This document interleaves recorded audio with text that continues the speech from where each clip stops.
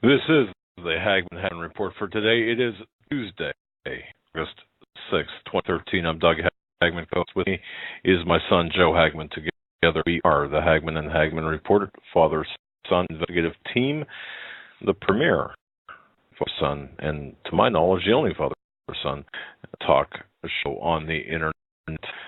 You are listening to the only show where the news, folks, is presented to you in three dimensions.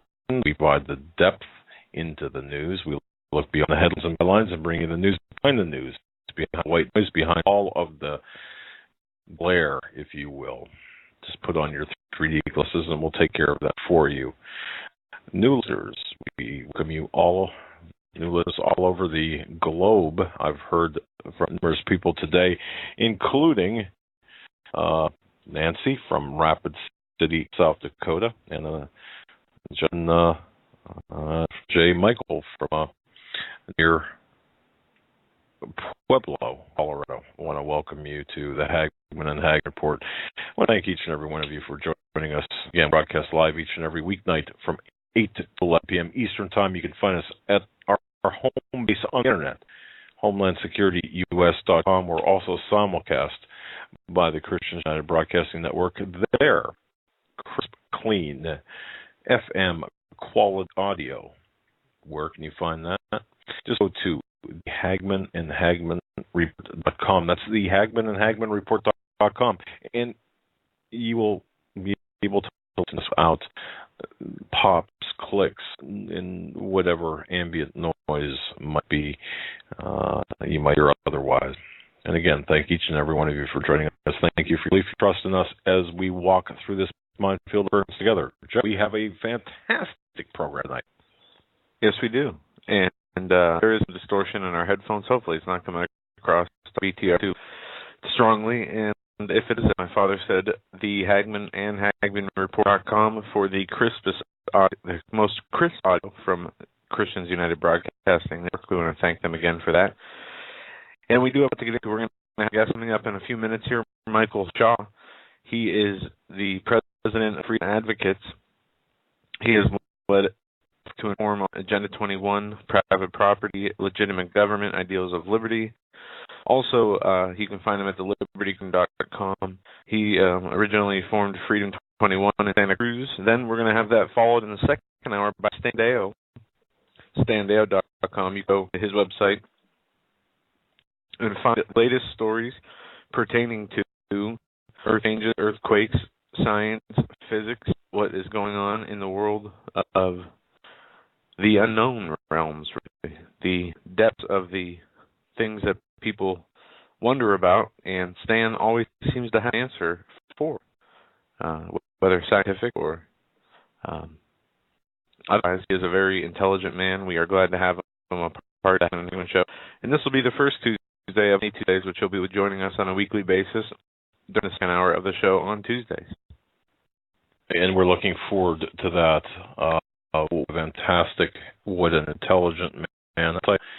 I wish I'd like to know half of what he knows in terms of the science and all of the different nuances of what we're experiencing today. But, ladies and gentlemen, one of the things that we'll be talking with Stan about, and I would urge everyone to understand the significance of this, of course, on August 1st, and we've been following this now for some time, since it happened, or shortly thereafter. On August 1st, there was an explosion in Syria. Folks, if you go to our sister site, HagmannandHagmann.com, that's HagmannandHagmann.com. If you go to our sister site, there's a video. Take a look at that video.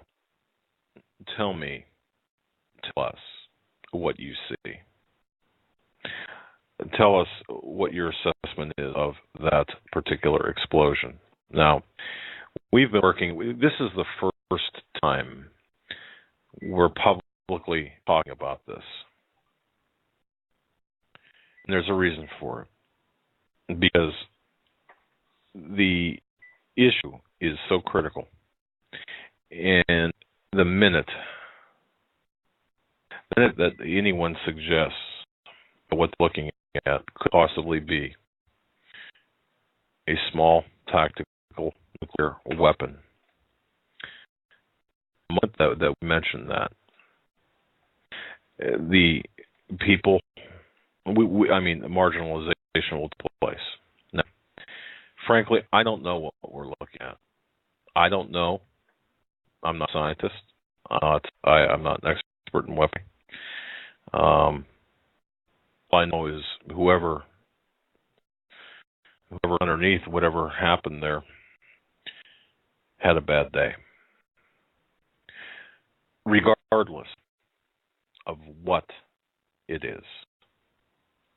And again, I would urge everyone to go to hagmanandhagmann.com, view the video. If there are scientists out there, let's go Standeo about this, but if there are scientists out there, write in. But the information I did receive from two different sources conflicts with other sources. Let me just tell you what I received from two sources who I am attempting to get more information from and specifics from. Understand they had to talk kind of down to me, not down to me, but they had to really talk very, very simplistic. Because again, I don't know. I don't understand the weaponry. Obviously we all know what atomic blast looks like, but it's my understanding from information received from other people that that these weapons, these tactical nuclear weapons, are different. Not what we've seen in the 50s or 40s. That type of thing. These are different, much more efficient, different. The physics is the same, of course, but the residual, the waste, they're very precise. One of the two sources described it as the equivalent of a Rolex watch over Timex in terms of nuclear weaponry. Another source said what we're seeing here is a low level nuclear weapon. And other sources have said no, it's a flare. But I ask you, what don't you see that you should see if this was a fuel air bomb?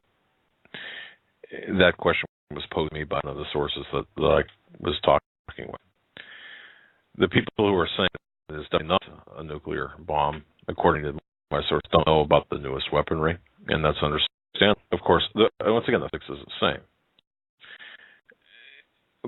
Aside from that, the statement that I heard from the source is perhaps more chilling than whether or not this was a nuclear blast. That was this. What for the other shoe to drop, as we expect it to drop? It has started. That's pretty chilling. It has started. It has begun. Everything that we've been writing about for the past 10 months with respect to Syria and Iran, Israel, the Middle East in general, is, according to my sources, it has started. That is a very chill statement. And that's the case, ladies and gentlemen. This could very well explain, just that video alone, perhaps explains the large swath of embassy closings in the area, because there will be blowback.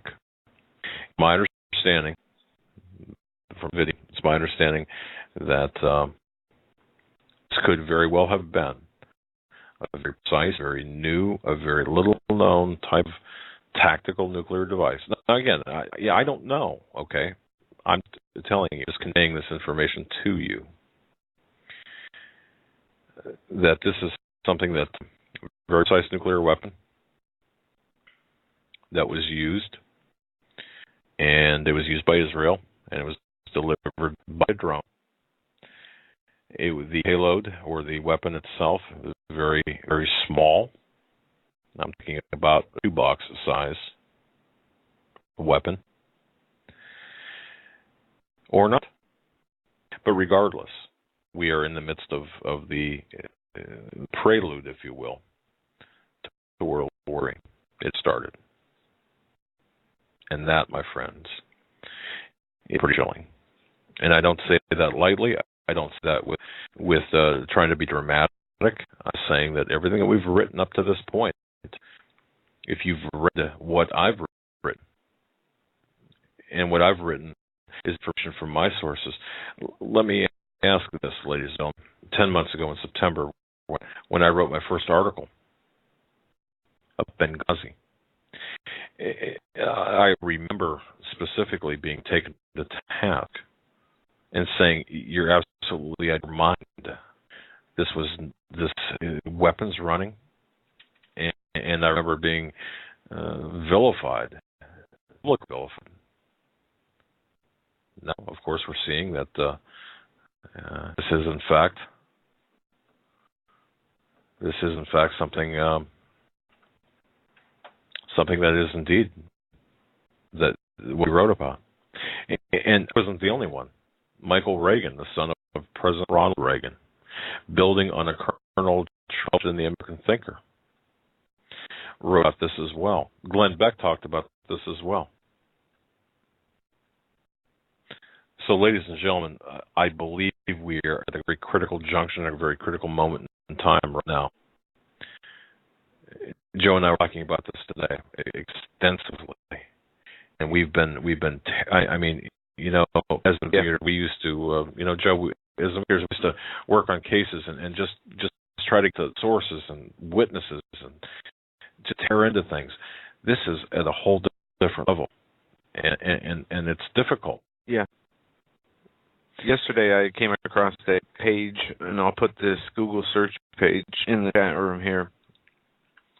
And there's a link to a Channel 4 news blog, Nuclear Strikes on Syria. The genie's already out of the bottle. This article was scrubbed, taken away, and then there's no mention of anything since. Which goes to say from the first few lines here that the chemical weapon cache was hit by some sort of nuclear strike. That's consistent with what we've got, or the information we have. So why would Channel 4 News blog scrub this? And it looks like a story. It doesn't look like somebody's blog post from the first couple lines. But we have SB from May 10th was Syria nuked. Now this is even before this chemical weapons depot attack. They say that Syria could have been, they could have had small tactical nukes. An earth-penetrating weapon, nuclear weapon, Syria have come to light. Experts say that the proof is irrefutable. Dramatic footage from Syria has revealed startling evidence that contains Israel's claim of surgical strikes on weapons headed to Lebanon. What were said to be airstrikes is now proven to have been artillery, something easily discernible to an even untrained observer. What happens next is shocking. While artillery rain down on Syria's army positions, mobile Israeli artillery in direct support, and even accompanying rebel forces inside Syria, a huge explosion occurred.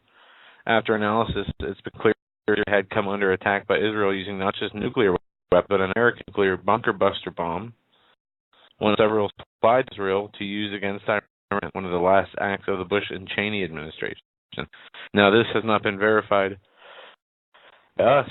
This is something we just came across, but it goes on to list Colonel James Hankey and for defense, a liaison between Pentagon and Netanyahu's government, reviewed the footage. He indicated that the GBU-57 is considered too high risk for use because of its danger to Earth crust. The Syrian African fault line says that Israel has to be subjected to its kind of explosive power. The threat of an earthquake doing significant damage in Israel is a reality. The nuclear bunker buster bunker busters have far less penetrating power, and I am not saying this was a nuclear device, not until more evidence is in, but the event profile shows striking similarities. That's from the Press TV article, Was Syrian Nuked, from May, I'm sorry, this is from August Wednesday the 7th, I think? Let me look. No, May 5th, sorry. Right, and folks, there were two different bombings, one on May 5th, and then, or one in May, and the other one here in August 1st. The one in May took place, not the one in August, took place in the daytime, and both bombings are being analyzed, have been analyzed, and are being analyzed by sources that are familiar with this type of weapon. Now, again, we're not knocking out saying that this was a nuclear weapon. What we are saying is a couple of our sources are saying what a very, very precise type of nuclear weapon. And if that is the case, the stakes are now higher. It has begun.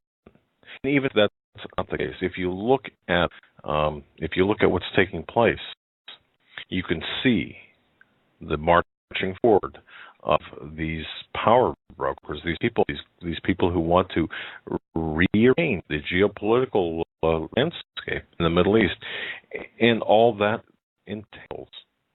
They're very active. Now we're going to report to again of Saudi breakup. Folks, tune into the Hagmann and Hagmann report.com. Go to that website, HagmannReport.com, or even HomelandSecurityUS.com, and there under the Stan Dale promotion, there's a link directly to our Justin TV audio stream. Click on that, and you will have no problems whatsoever. It's FM quality broadcast. We apologize for the BTR sound issues. Now, having said that, we've got very good. I just can't wait here. Our first guest tonight is going to be Michael Shaw. He's going to be discussing Agenda 21. He's the president of Freedom Advocates. Now, Michael Shaw inspired Foundation. And folks, by the way, Agenda 21, there's a lot of, seeming a lot of mystery to this. Joe, would you say that Agenda 21 is perhaps the most critical issue facing us here, or one of the critical issues facing us here? It is a very critical issue that we face. It is an issue that if this government continues to be able to... Hi, Mr. Shaw. This is Joe Hagmann of the Hagmann and Hagmann Report. You're live on the air. We were just getting into Agenda 21 and what that means for America, and we'll bring you on here and give the audience your bio. Michael Shaw. Before you start there, I just want to let you know, Mr. Shaw's audio is extremely low. Okay, so I just want to just prepare you, so we might have to reconnect or something, but his audio is extremely low, so we might have an audio issue there. Mr. Shaw, you are live on the air, okay. I just want to speak about you, Mr. Shaw, because I've known you for a while, and I think our audience is going to just learn a lot from you. Mr. Shaw is president of Freedom Advocates. He's inspired the founding and is president of Freedom Advocates. Originally, Freedom 21 in Santa Cruz. Now, he's worked as a licensed, certified public tax attorney, a self-employed businessman, and an ecologist. In the mid-1990s, sound effects. In the mid-1990s, Michael participated in the Santa Cruz, California local Agenda 21 program. Now he warns of its dangers and the tyranny of sustainable development. Folks, listeners to this program know those two words, sustainable development. Of course, leads a Freedom Advocate, speaks rights, and both hosts and appears as a regular guest on talk radio. As president, Michael leads our efforts to inform people on the ideals of liberty, and everyone needs that, the nature of personal and family independence, private property, legitimate government, and how the worldwide Agenda 21 Sustainable Development Program is being implemented on the local level in order to establish collective world governance. And folks, let me tell you something. This is perhaps one of the most dangerous areas of concern. Now, that said, let's bring Mr. Shaw on. Mr. Shaw, are you there? I am. It's nice to be with you, gentlemen. Well, thanks so very much for joining us tonight. Now we can. Yeah. Okay. Your line is cracking a bit on my side, but let's proceed. Well, all right. Tell us a little bit about Shaw and how you came about to focus on Agenda 21. Well, I'm a landowner in coastal California, central coast of California, and I bought some property in 1986. And by the year 2000, I had been through such a horrendous circumstance that I had spent some years during the 1990s trying to study and understand what was wrong in America. Now, back at that time point, Santa Cruz, which has a reputation in California anyway, of being quite radical in its political perspectives, could have been viewed as an anomaly. Today, what Santa Cruz was doing in the 70s and 80s is something that's happening or has happened all across the country. And, so in the year 2000, I learned about Agenda 21 from an organization called Freedom 21, led by a man named Henry Lamb in Tennessee. Henry's now deceased, but we had conferences for, over a decade where people around the country who had studied Agenda 21 and understood its ominous intentions came together, and together we all learned and grew from that perspective. So since 2000, I've been quite involved in studying, understanding, and spreading the word about what Agenda 21 is. And it's the grandest threat America has ever faced. And in fact, its promise is to emerge America into a world order that is governed by the principles that are very foreign to the American ideals. Of all the, we'll definitely get into that. And all the issues that we see in Agenda 21, land and resource control, movements of people, the smart meters, the carbon taxes, what is the most egregious issue in Agenda 21? What is the most poses the biggest danger to Americans? I mean, I know Agenda 21 as a whole is a huge, significant danger, but if there was one subject in Agenda 21 that you would have to say poses the biggest threat to the American people, what would you say that was?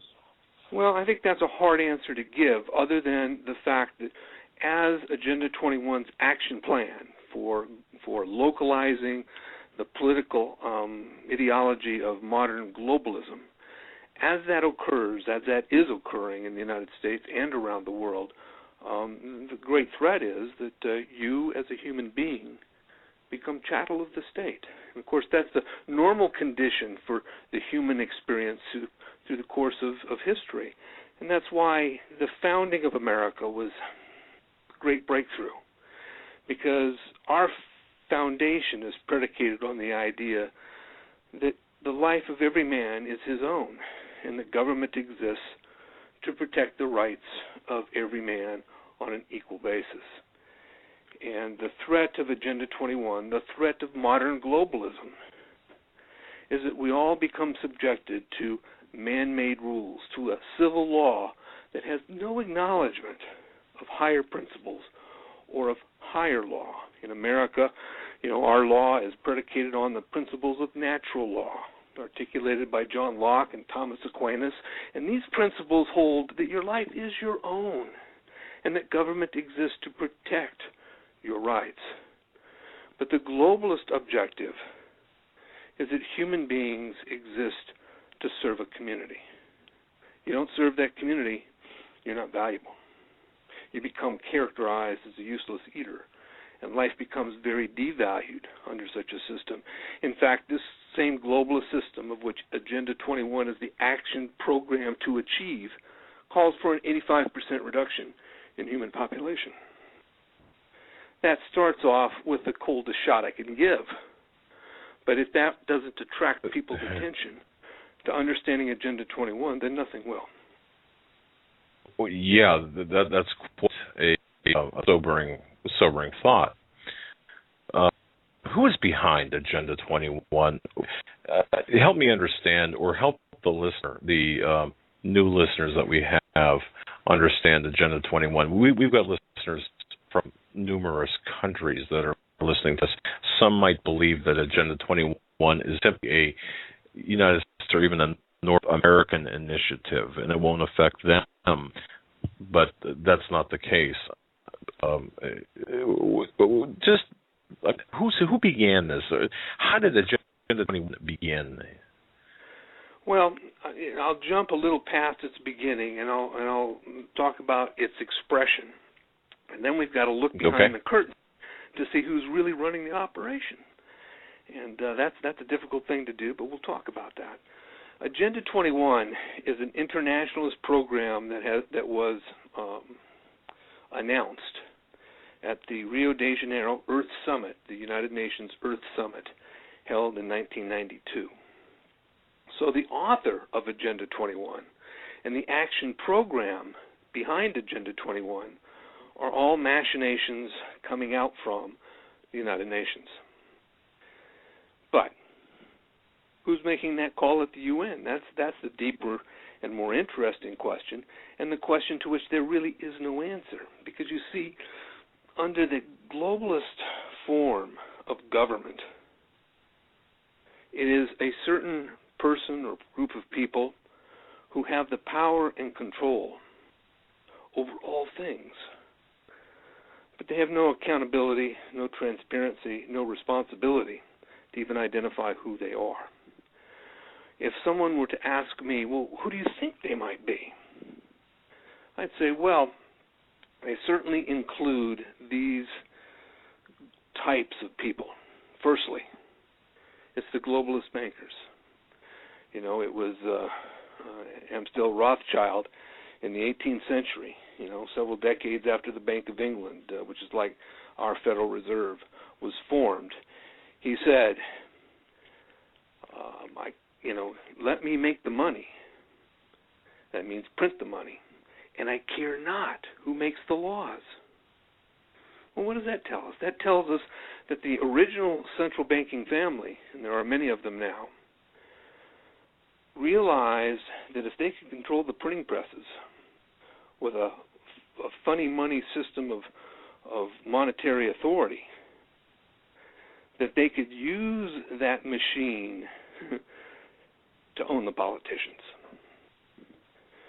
So it only makes sense that after 2.5 centuries of fiat money, meaning money made out of thin air and printed off, by these globalist bankers, would be in control of our political system. And I would, suggest that the only thing that makes sense in looking at the United Nations is to understand the power and influence that comes through modern world system of money, the monetary systems, fiat nature. That means money made out of thin air and loaned out to the rest of us. That those aren't the people that would be in the center seat control of the United Nations. Now, who else might be involved? Well, certainly the monarchies are involved. Prince Charles has his Commission for Sustainable Development. Sustainable development is the action plan of Agenda 21. That's the term you're going to see in your community. Oh, we must be sustainable. That means we must implement the globalist program of Agenda 21 in whatever specific the speaker may be referring to. But so what Prince Charles did is he established the multinational system for Sustainable Development Coordination. So these are all the multinational corporations that are members of the Prince's Council, and it's led by British Petroleum, the infamous spiller in the Gulf. And most every other major corporation is a member of the Prince's Council for Sustainable Development. And why that's noteworthy is that when you understand what Agenda 21 is, one of the core foundations for sustainable development is the transformation of economic systems from free enterprise to what they like to call public-private partnership. And what public-private partnership means is that public are government agencies and private are private businesses. They want to partner. Well, Mussolini called that corporatism. Hitler called it economic fascism. But make no mistake, what we are moving toward is the same economic system that was experimented by the Italians and the Germans in the 20th century. And you see the effects of public-private partnership appearing everywhere all the time. And people need to understand that when free enterprise and private property are abolished and that business is conducted by those partners with government, that total control is centralized and you become the chattel to that system. And they can control, they can watch with today's technology everything you do. And remember, they want most of the human beings simply gone by the end of the century. Yeah, they do. Their stated goal is maintain population at 500 million in accordance with humanity. And folks who joined us late, we were talking to Michael Shaw. He's the president of Freedom Advocates. You can find his website at www.libertygarden.com. He is Agenda 21 activist, and he is covering a lot of things. You talked about sustainable development. I do not have my I have the President's Climate Action Plan in front of me, but there was a publication released last year by the UN and the scientists involved in the UN. I think it was the State of the Planetary Declaration. I'm not sure if you're familiar with this document, but it gets into this as the President's Climate Action Plan does, looking at it from a global perspective, not a sovereign nation perspective. But this is a collectivist plan to pretty much, as you said, to harvest our energy, turn all of us into the mechanisms that keep the central banksters receiving their money until our duties to them, or their perceived duties for us, run out, and then we are, as you said, useless cattle, and they will do away with us in order to maintain what they call their, utopia, their socialist, fascist utopia. Well, that is the end goal. Let me correct one little thing you said. The website for people on Agenda 21 information is freedomadvocates.org. Okay, and, freedomadvocates.org. Freedomadvocates.org. But what you say there is true. But I think what people need to understand is, first, what Agenda 21 is. Maybe I can summarize that very quickly. It takes a study to understand Agenda 21, but just to whet people's appetite, I'll spend a few minutes on that, if I will, and then it is how does Agenda 21 get implemented? That's a question we have to ask and answer before we know the first thing to do about what it is, as to how we can stop it. Because if we don't stop it, you don't want to be a young person with the world that we'd be facing. Okay. And I think Wow. the world we're facing could come about much sooner than when I was a kid. We were told, oh, don't worry about the emerging New World Order. It won't happen until after you're dead. Well, our forefathers didn't look at the virtues of liberty and human capacity with the view that, well, I don't care what happens after I'm dead. But the really scary thing to report is that the likelihood, at least in my opinion, is that the world order is going to surface itself before the end of my life, and I'm 63. And once it's really surfaced, it's going to be very hard to regain posture. Okay. And just to be clear, Mr. Shaw, you are an attorney, correct? Because you're an attorney, is that right? Well, I hold a license. I'm an inactive lawyer. I haven't practiced law in decades, so I don't hold myself as a lawyer, but I've been educated as one. Okay. No, the reason I asked is because the website, it's just, folks, freedomadvocates.org, freedomadvocates.org, it very well put together and very precise. It looks like, the first ever legal challenge to stop Agenda 21 is up to the top. But go ahead and continue with, I didn't mean to take you off course, continue with the prior Agenda 21, what we need to know before we can stop this and how this is going to affect everyone personally. Well, it's going to affect everyone personally in every way imaginable. Here's what Agenda 21 seeks to do. I break it into three categories. First is the step-by-step process of abolishing private property. Now, that's being undertaken by the action programs of Agenda 21, one of which is called the Wildlands Project. The Wildlands Project takes half of the U.S. mass and puts it off limits to two things: resource extraction and human occupation.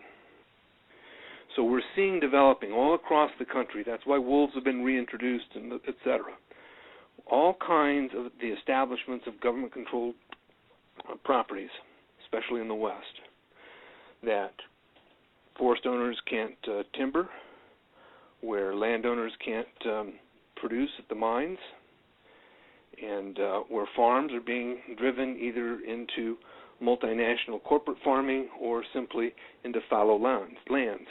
That's happening here in California Central Valley. They're denying water to many of these farmers, and the land is simply going fallow.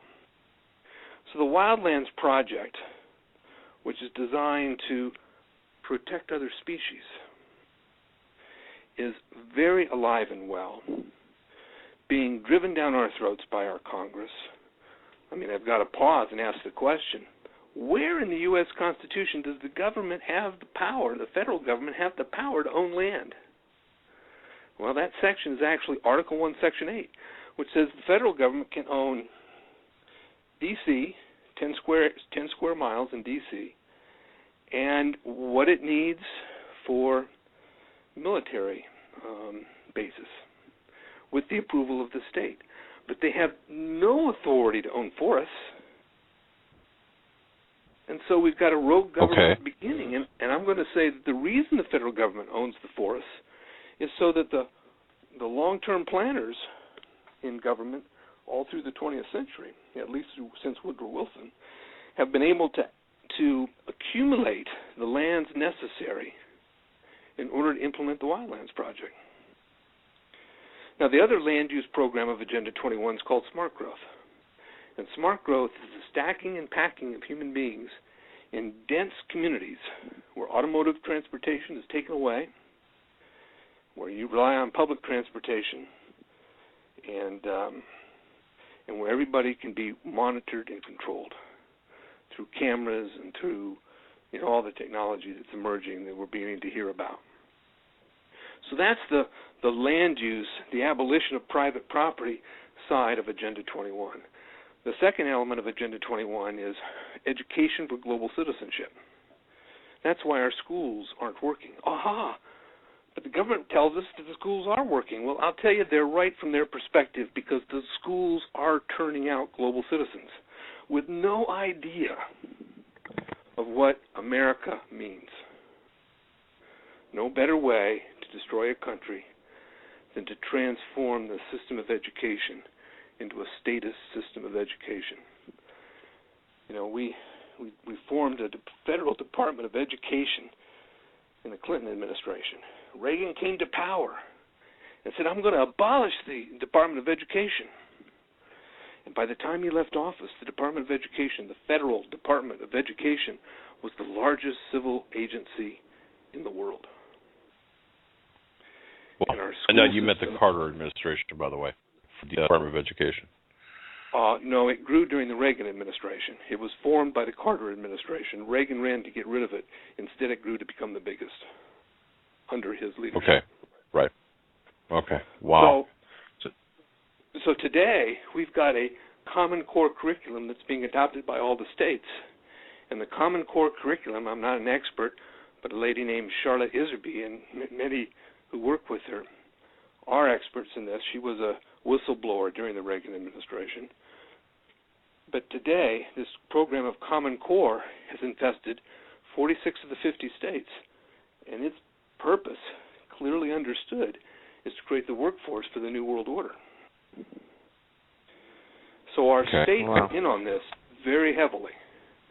And we need to understand Common Core, and we need to get it out of our schools, or we need to get our kids out of those schools. Okay. Let me back up, if I may, because some people listening to this. In fact, I had a conversation with an acquaintance. I was attempting to explain the aspect of private property ownership being taken away from us, and I had some difficulty explaining how that process would work. Here's a guy I'm talking to. He got a farm. It's not an active farm. It's farmland, a farmhouse on an expanse of land. It's fully paid for. He's paying his property taxes. He lives in a somewhat between an urban and a rural setting. And he's telling me there's no way in the world anybody is going to come and take the land. He's only free and clear. He's paid up on his property taxes, and there's nothing. There's no government agency that's going to take that away.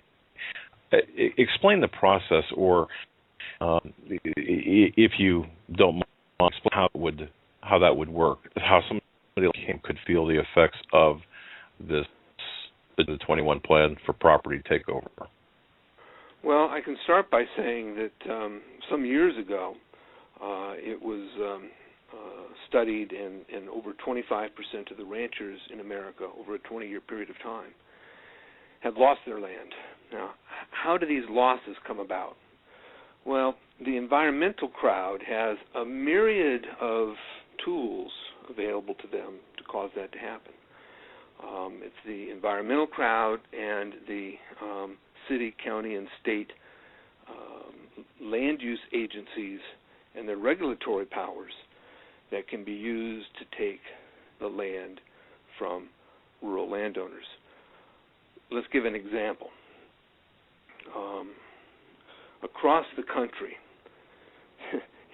even in places like North Dakota, where there's more water than you want to have, flooding lands, etc. But across the country, especially here in the West, the attack on water coming from central sources is overwhelming.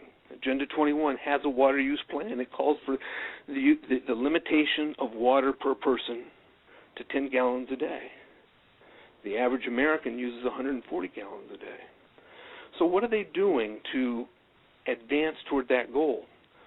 Well, they start by attacking rural landowners' water use. And in most states, the state does have control over water aquifers and over surface water. Other states, the government does not have control of those things. In Texas and in California, the overlying landowner owns the aquifer beneath them, has a priority as to the aquifer beneath him. Now, if you're a farmer and you've got a well, and you live in a state that does not recognize that your private property extends to the core of the earth, but instead says, we, the state, control the water, and you don't get a license for your use, Mr. Landowner. You think your land is inviolable? You think the state's not going to grab it? Well, they might just grab your water. Now try to irrigate your crops. Wow. So that's one method that has driven many folks off their land. And it's a matter of when your friend is going to be attacked. It is not a question of if your friend is going to be attacked, because unless he's a partner with the local government, he hasn't got a chance over the next term of some decades. This is pretty evil. I mean, oh, wow. This is the grandest threat ever faced by mankind. And our young people are coming out of colleges. You know, this message cannot be delivered on college campus. I've sort of gotten in the back door of a few situations, and boy, oh boy, anybody I associate with then is blocked off campus. And I'm talking about state universities, I'm talking about private universities. Yeah, we see here that they want to expand and modernize an electrical grid, a common united electrical grid with smart meters all across the world, not just here in America, but all across developed countries in the world. You talked about the controlling of the water, 10 gallons per day. We already know that they have taken the toilet limit of, they've regulated the water amounts that are allowed to be allowed in toilets that flush. We see them cordoning off wetlands and forest areas for global or what you'd call sustainable development use. And we see that the U.S. has given land to the UNESCO and United Nations, some of our parks and forest developments that we have. But going back to the electrical grid. They've become UN heritage sites. You know, so you walk into the Olympus National Park, you know, and you find your way to a bathroom 5 miles down the path, and there in the middle of nowhere, you know, this big pronouncement and statue that this park, the Olympic National Park, is a UN heritage site. Now, who in the United States I've seen those signs. Gave any status to the United Nations over our lands and resources? I mean, who's the traitor is the question I ask. Well, yeah, and how can we keep them accountable? Well, you know, Mr. Paul, let me just say this. You mentioned the toilets and the water usage. You know, we heard people listen, for example, to Rush Limbaugh. I remember when the law, or when he made this big thing about the Congress making the law limiting limited the reformatting the toilet tank from, what was it, 5 gallons to 3.5 gallons, or some absurd amount. And I remember him talking about, he was talking about it for like a week or 2 weeks, and he kept harping on it and saying that this was like I don't know, he would attribute this to a Democratic, I believe it was a Democratic issue where the Democrats are pushing this, and the Democrats are responsible for this. Now we know, or we should have known back then, or you probably knew, this has nothing to do with political party. This has everything to do with this one world global governance. And to talk anything less than this is just merely window dressing and not even addressing the problem. Am I right? You're right, and I'll carry that one step further. I'll say that it doesn't, you know, the Democrats can be attacked by the Republicans and vice versa all day long, but at the end of it, they each play a pivotal role in the advancement of the Agenda 21 action plan. Now, the Democrats do that through environmental movements and through a call for social justice to replace equal justice, changing the entire premise of the American legal system, and that premise is being changed. I mean, most judges today call themselves advocates of social justice and not of equal justice. You know, it's as though in our legal system, the coup is complete. Okay, but the Republicans are the ones who, over the decades, have made sure that global economic interests have been implemented. And that's true whether we're talking about our trade policy and having surrendered that to the World Trade Organization. That's true about supporting the multinational movement that grew enormously in the 20th century and that now threatens to, along with world government, control every human being on the earth, treating them as though they were owned chattel. So, when we look at the United States Senate, I will say there isn't one who's an American. Because the real war, the ultimate war, as I always say, is the war going on now between globalists and Americans. And unfortunately for us Americans, we don't have any leaders. How true because is that? If you are a Republican or you are a Democrat and you run on an informed platform of withdrawing the United States from the Agenda 21 protocol, you will not have your party's support. So we have been, and I often use this term, this phrase, and this is not really, these are not my words, but one from a gentleman I respect. We're a captured operation. America has been captured by this globalist agenda, these globalists, and we are being subjected to their agenda. Hence, well, the Agenda 21.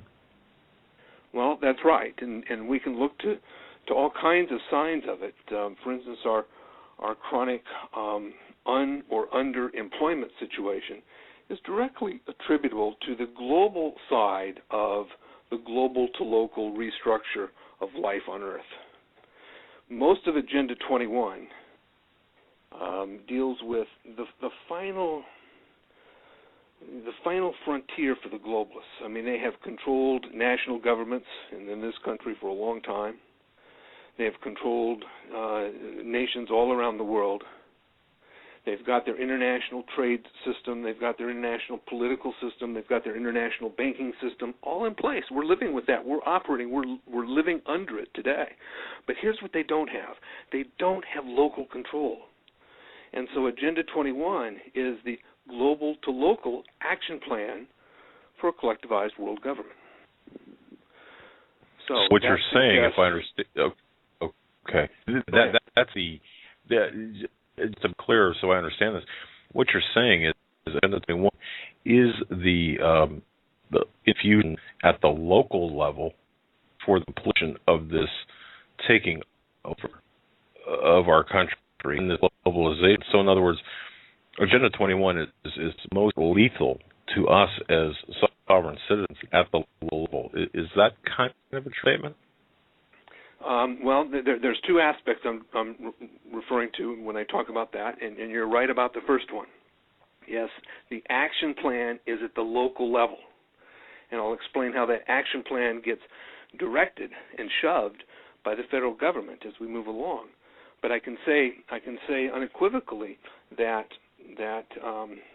it is the local plan. But also what I'm saying is that now, for the first time, there's something we can do about it. There's nothing all of us, any of us, can do or have been able to do over 50 years or more to keep American trade policy under the control of the American Congress and not under the control of the World Trade Organization. We can't go to Washington, D.C. and make that change happen. It's just too big a task. And in a place like California, we can't even make Sacramento move. But if it's in your neighborhood, because that's where Agenda 21 has its real teeth, is in your neighborhood. If it's in your neighborhood, if it's in your town, if it's in your county, and I guarantee you that it is, I don't care where you are in America, the federal government has made sure that every community has become sustainable or is in the process of it. So it's in your town. Now something you can do because it's your neighbor who's on the city council and doesn't know what the heck he's doing. But he does whatever the Council of Governments tells him to do. Now, Council of Government is something the average American never heard of. We have a perfected Soviet system operating in this country today, a perfected Soviet system far in advance of what the Russians ever achieved. And that Soviet system is predicated, firstly, on councils of government. What's a council of government? It's called a COG. And virtually every square inch of America is subjected to a council of government. Now, councils of government were created in the United States in the 1950s. It was an Eisenhower initiative. The purpose, the stated purpose was, well, we need a national system of highways. So we proceeded to build our national system of highways. In the 1970s, Ronald Reagan, as governor of California, brought the COGs to California. You see, membership in a COG is voluntary. I've already said virtually every inch of land in America is controlled by a COG, and so the obvious question is, you mean every local jurisdiction opted into the COG? And I'll say virtually so. A couple of little exceptions, but virtually every city, every county is the member of a council of government. You say, well, what's so bad about that, and why is that everybody became subject to these COG organizations? Well, the COG is the way the federal government distributes tax money to local jurisdictions. Oh, you say, well, gee, of course we want to get our money back. But the money comes back with strings attached. And those strings have gotten tighter and tighter, decade by decade, till now it is blatantly obvious that the reason COGs exist is for the implementation of Agenda 21 at the local level. Why do I say that? Wow. Well, let me give an example. The Association of Bay Area Governments, that's ABAG for short. We're talking about the San Francisco Bay Area. That COG has adopted a plan for 9 counties, 101 cities, and 7.5 million people. This plan is called One Bay Area. The purpose of the plan is to do typical Agenda 21 objectives, which means that you abolish political boundaries and you manage government through unelected councils at the regional level. Regionalism is the key to Sovietization of a political structure, because now you do whatever the man behind the black curtain wants you to do, because you got all the carrots in the form of federal payoffs if you build stack and pack housing, the kind I described earlier in the show. Yeah, and we see a influx of international to national to global people coming into small communities. We had a sound technician that we work with here explain to us about how a international lady who is a promoter of Agenda 21 came to be one of the heads of the local town councils in a county below us.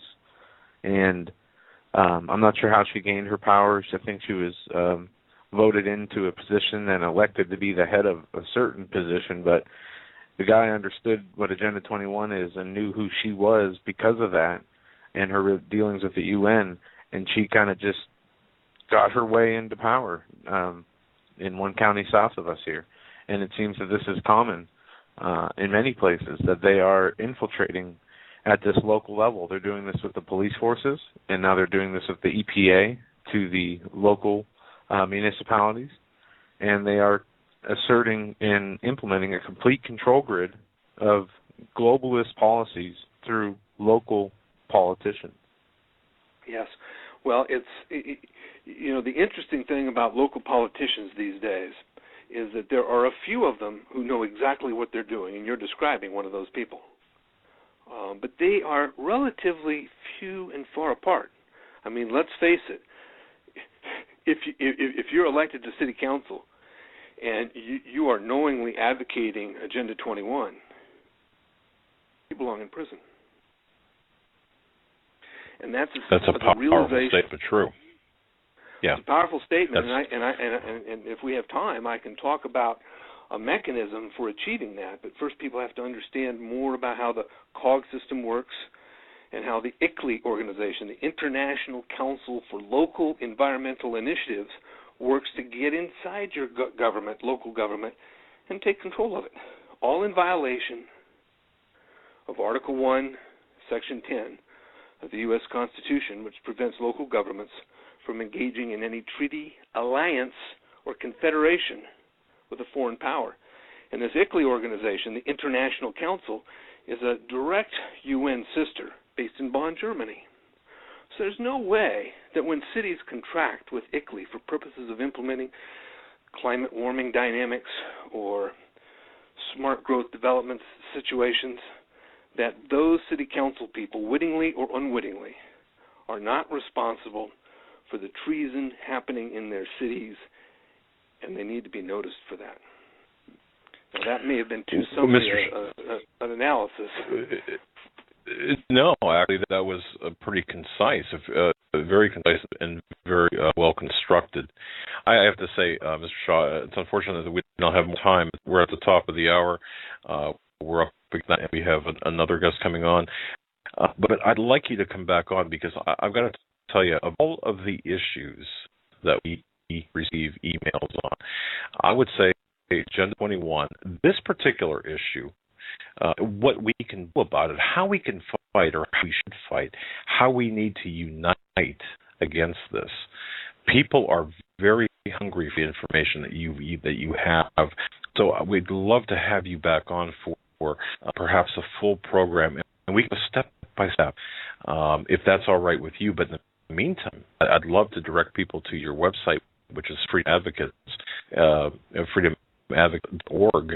There they can find just tremendous amount of information with respect to what you're talking about. But would you be willing to come on again and perhaps we could take an entire show, because again, we've got so many listeners that are just hungry for this information.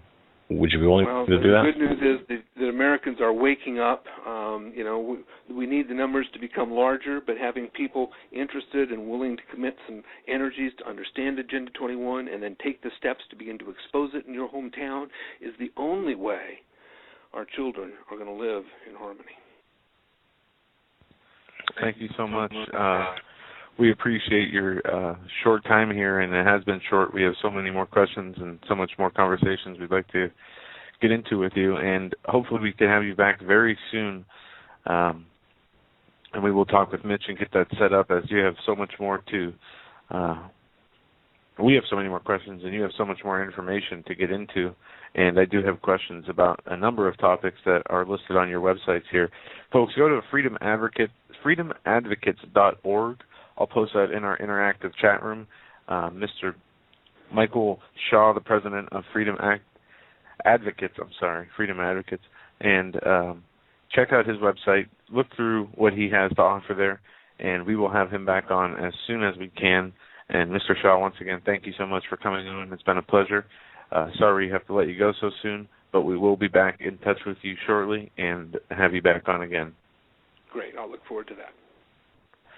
All right, ladies and gentlemen, you're listening to the Hagmann and Hagmann Report on this Tuesday, August 6, 2000. And gentlemen, hour number 2 of the Hagmann and Hagmann Report this Tuesday, August 6, 2013. We are joined with our very special guest, Mr. Stan Deyo. You can go to standeyo.com and go to his website and find all the latest news, analysis he has up there, interviews, photos of the day, videos of the week, audios of the week, just a huge site for information on what is going on and past, future articles and interviews that he is doing as well. Stan, it's great to have you back on the Hagmann and Hagmann Report. It hasn't been too long, only about a week, and we have so much going on in the last week since we talked last. Glad to have you back. Glad to be back, Joe. It looks like we've got a little bit of delay in Skype tonight, so we'll probably have some words that string out a bit. Yeah. It does sound that way. I was hoping that you did that, and I did. Okay. Yeah, I did it on purpose. Okay. Yeah, you're playing with me, Stan.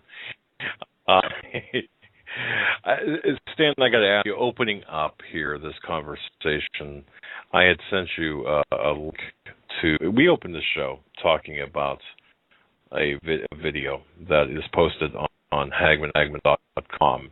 For the new listeners, you can go to hagmanandhagmann.com, and there you will see a video of a bomb that took place August 1st of this year, this last Thursday.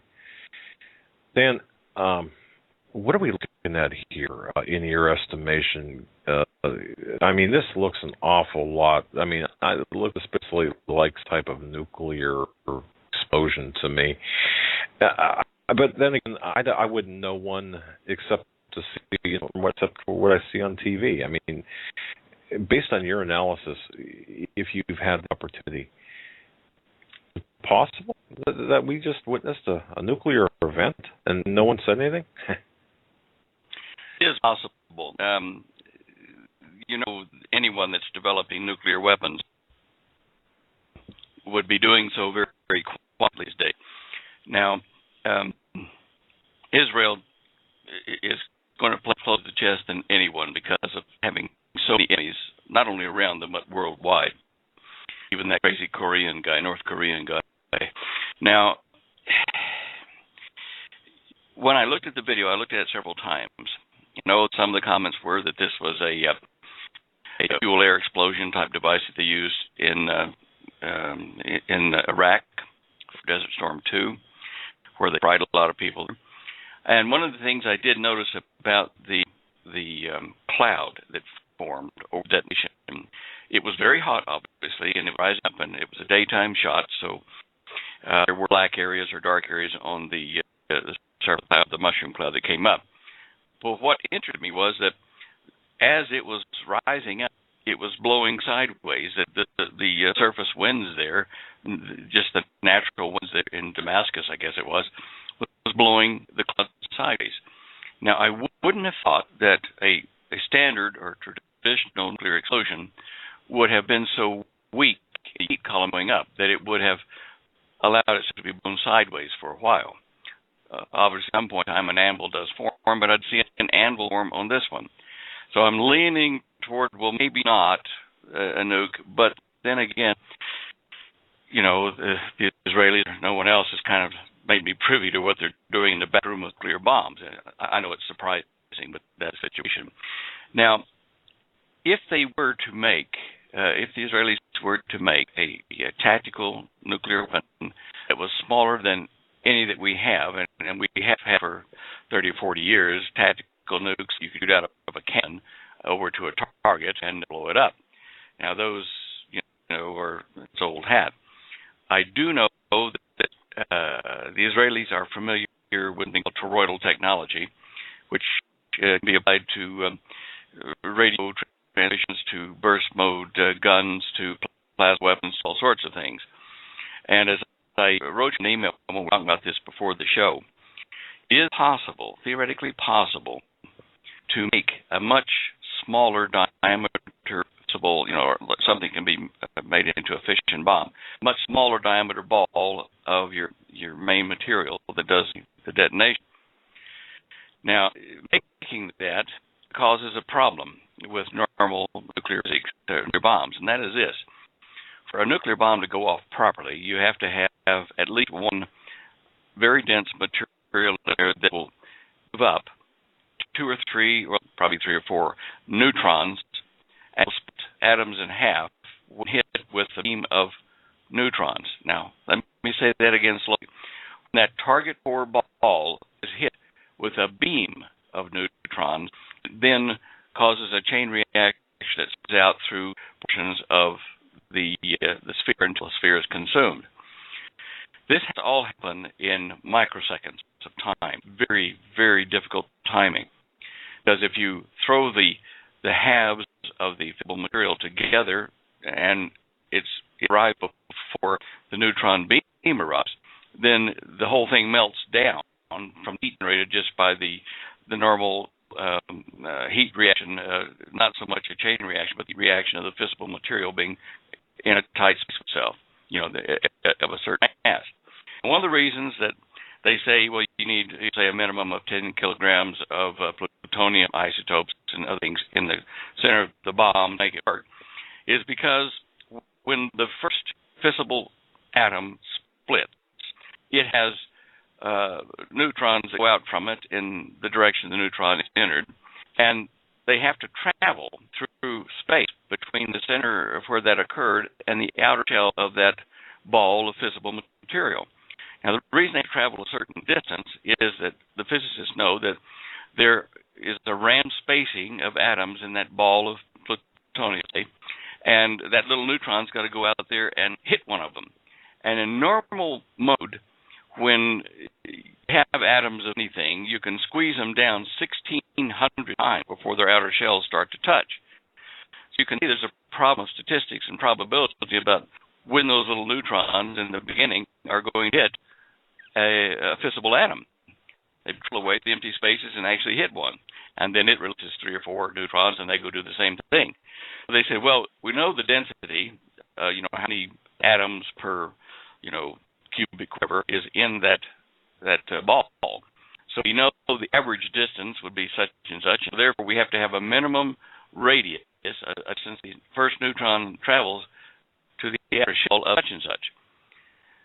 So what would happen if the Israelis or someone else made a target ball like that, the plutonium ball, and were able to squeeze it down maybe 1,000 times closer?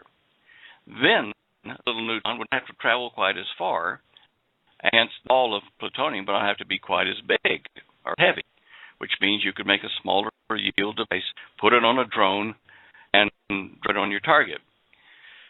The Israelis, as I said, are aware of technology. I've discussed it with their Navy when I was over there.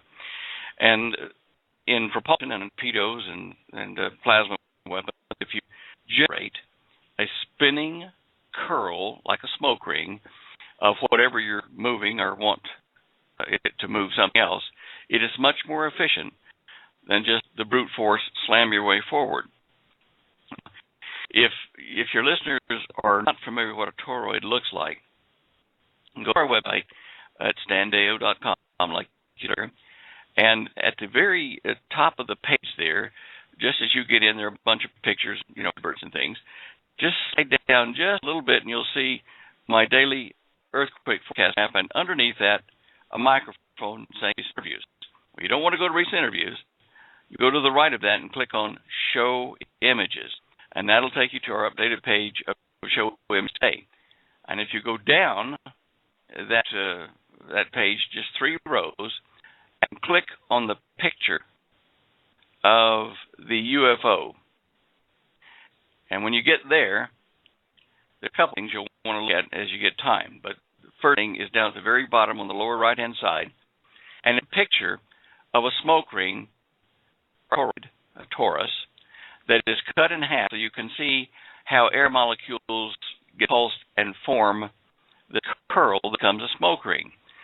Now, it is possible, I think, theoretically possible, that you can focus neutrons, which are traditionally thought to be no magnetic field and no spin, and therefore you just try to direct them. But recent things have been patented and discussed openly in peer-reviewed scientific instruments and things like that, showing that neutrons actually do have spin.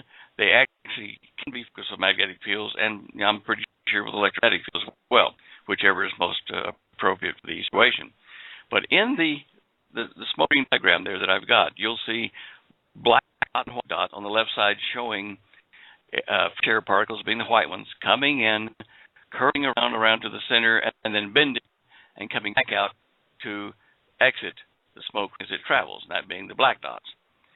Now suppose the Israelis or whoever had figured out a way to make those black and white dots be neutrons, were able to pulse them quickly and form this spinning torus, probably only 1 layer deep, but still a spin torus.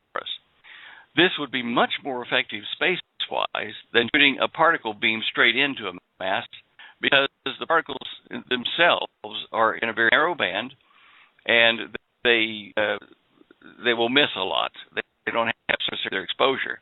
But with a torus, that will go in and spin around and have a much greater surface area of these neutrons to strike atoms randomly inside that beryllium core. And that way, I think, something along that line, using either neutrons or some other type of particle that would yield the same effect, would then allow anyone that's in the nuclear club to build a drone-sized or a drone-carryable nuclear weapon. But it's case, I don't know. Okay, but if we have scientists or people who say, well, geez, it's possible. The cross-section of a toroidal curl smoke ring, as shown on your website, would be the answer to the impossibility assertion. Is that correct? Well, part of it, and I would say that you'd have two of these toroidal pulses aimed at each other, so they meet in the center of the sphere of fissile material. Because when they collide, they will annihilate and send neutrons everywhere, which means it would be an incredibly efficient distribution of neutrons to form a chain reaction in a very short distance from the core. To give you an example, the same thing is when you're playing with your car, and for car buffs, you've got a piston there, and the piston comes up, and the fuel thrown in and kind of vaporized, and there's a spark at one point somewhere there over the top of the piston that ignites the gas mixture, and it explodes, and it pushes your piston down into your car. When I was in Australia doing some commercials for a motor company that was designing a new kind of motor, I helped them to alter the top of their piston so that it would allow toroids to be formed, piston jammed up to compress the fuel-air mixture. And the spark would then be in the middle of that in a spinning curl and be much more efficient. So I know this concept works, and it's much more efficient, having been involved in the process. Therefore, is something like this, I am pretty certain, that would allow a nuclear club member to make a very tiny, effective nuclear device, which is quite scary, but it's what I feel. Okay. Well, how about this? How about just the basic question, Stan? Is it possible in 2013, with all of the eyes and ears and citizen journalists and everybody watching, is it possible in practicality, in all reality, is it possible that a nuclear detonation could take place and yet no one would recognize it as such? Or it almost seems impossible to me that a nuclear blast could be anywhere on Earth without somebody saying, "Hey, somebody set off a nuke over here." Or am I just being naive? Well, with traditional, public knowledge type size bomb, it would set off alarms everywhere. I mean, those bombs would probably make a Richter 3 to 4 earthquake in the as well, which would be detectable with USGS and the European agencies and whatever. But if you get down, and smaller, you're not looking at megatons. You're not looking at kilotons. You're probably looking at hundreds of tons of explosive power in that little tiny bomb. Therefore, the locals might observe things and be able to have remnants of the ground zero that might tell them that if they were radioactive, and that would give them a clue. Why this has not been released, if they have found so, I don't know, because that would be such a wonderful weapon to use against Israel by the Islamic world to point the finger at them and say, you bad guys. So that's why I'm leaning maybe toward this particular explosion being a very efficient fuel-air bomb, but not with the characteristics of nuclear detonation. That's why people aren't seeing it as such. I hate to be a wet blanket, but I think that. Well, wet blanket, you mean by discounting the nuclear aspect? Is that what you're saying? I'm glad you wet blanket because that would take this to an entirely different level. On the other hand, now my question is, looking at that audio or video, how would a fuel air bomb of that magnitude, wouldn't you see it coming, or wouldn't you? I mean, I just did it come from the air? Did it come from the side, like a missile coming across the land, or was it dropped from a plane? Is that what you're saying? Yeah. And think about this: if that area is around Damascus, on the outskirts of where the chemical and bio weapons sites have been bombed by the Israelis in May, if that is an area that has got 2-3 factions trying to get control of it, would not be possible then for someone to get on the ground a fuel air type bomb using fuel they get from there in Damascus and use components they may sneak in or get from elsewhere and actually detonate a fuel air bomb on the ground there and float it upwards and make the detonation, thereby not requiring a drone to fly in or plane or anything else. It's just a surprise it comes from the ground and nobody's radar picks it up. Do you see what I'm saying? Sure. Yeah, absolutely. Sorry, go on. No, it's just, it's really, we're trying to find out if in fact it did take place. Because we've got people saying, look, you've got to understand what happened here is what you described earlier, Stan, is a very efficient weapon that would not be characteristic or, having the characteristics of a Hiroshima or Nagasaki type blast. But still, I understand what you're saying, but let's go back to the nuclear aspect of it. Would the physics not the same? In other words, if you looked at the flash, even if it was a small yield type device, wouldn't your eyeballs still, essentially burn your head? You couldn't look at the flash? Or are not some of the would physics be the same? The physics be the same, but I'm not sure how to. Doug, I understand what you're saying, and let's look at this. When a device goes off, at every magnitude, whether it be a 50 megaton hydrogen fission fusion reactor bomb at the top of the chain, or whether it be just a small fission bomb at the middle of the chain, or a tactical nuke at the bottom of the chain, as far as we know, whether it be any of these three, each one has a characteristic visual thing you can observe, and also a characteristic set of electromagnetic frequencies that are put out from the blast and from the fireball that leads after the blast. Now, in the case of something this small, the traditional kind of empty double tube that forms underneath a big bomb, just kind of an invisible thing. You see the bright light at the top, and you see at the bottom a little kind of wisp of, it looks like dust or a cloud of smoke at the very bottom, which for a fraction of a second forms. And if you analyze, if you get good contrast photos of this, you'll see underneath the fireball and to the ground where the little puff of smoke is, there are two tubes of energy. There's kind of like a very straight tube of a tornado, and it'll be an inner tube and the outer tube, and they're in the air and just hard to see. They're only there for a fraction of a second, but then after that, dirt and smoke and debris from the ground get sucked on one part, and things get blown out in another part, and jets form of debris at equal spacings, at equals around the bottom underneath the bomb. But in that video, it seemed like it was at ground level to me. Of course, it was perhaps over the horizon, but I'm not sure. And there was another unusual thing about it. It went off, and then a couple of seconds later, to the right of it, another black smoke explosion blew out and up into the air, indicating to me possibly a subsurface like tunnel or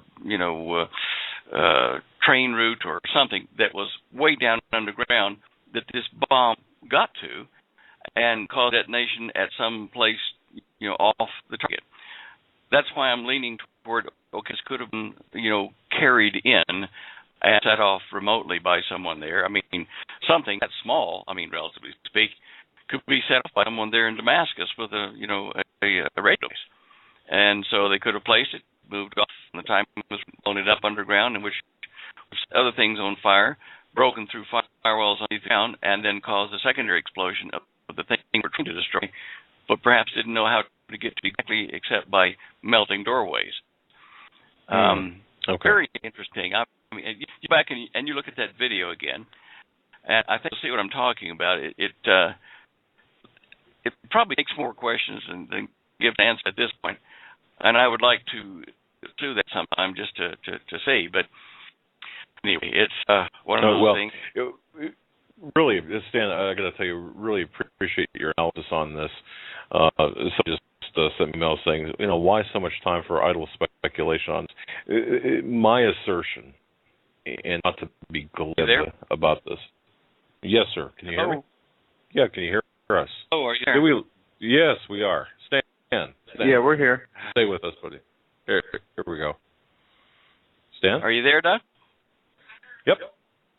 Stan, can you hear me? This is Joe. Hello, can you hear me now? All right. Yes, we can. Oh, good. Okay, because my sound just went for some reason. Anyway, can you repeat maybe the last... Yes, Dan. Here's I just got an email. Someone that says, why spend so much time on idle speculation on this?" Well, here's my thinking. If there was a nuclear blast, or if we do see a small tactical nuclear weapon in Syria or anywhere else, number one, this would obviously raise the stake immensely in the area. The genie would be out of the bottle once again. This would be a total life-changing event.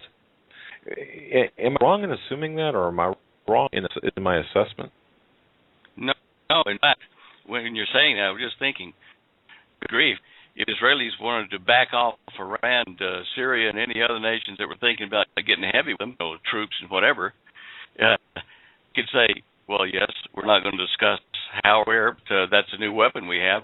That might put up a wall, a psychological wall against all their enemies. Say, whoops, better not touch them right now. Don't know what this is, don't know how much damage it can do, and it might work to Israel's advantage. Okay, and that's fair enough. Wow.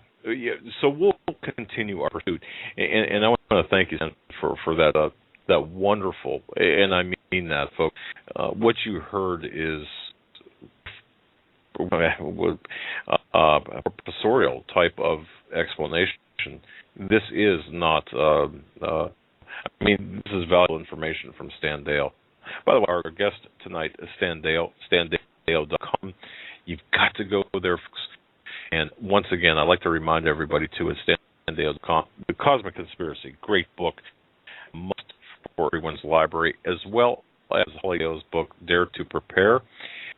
To watch those people who are interested in making preparations, StanDale.com. On the upper left corner, there's a tab there, free information. Just click on that, and you can spend the entire day downloading information for free. Holly Dale's made this available to all of us. Again, God bless her, because those of us who are on budgets and perhaps can't grab a book away, great information and expedient and concise and well put together. So I want to thank you, Stan and Holly, for your website and the information that you provide. But we can move on. We've got other issues here. Go ahead, Joe. Stan, I wanted to ask you about an article you had up on your site. The Atlantic expected to see sudden uptick in storms.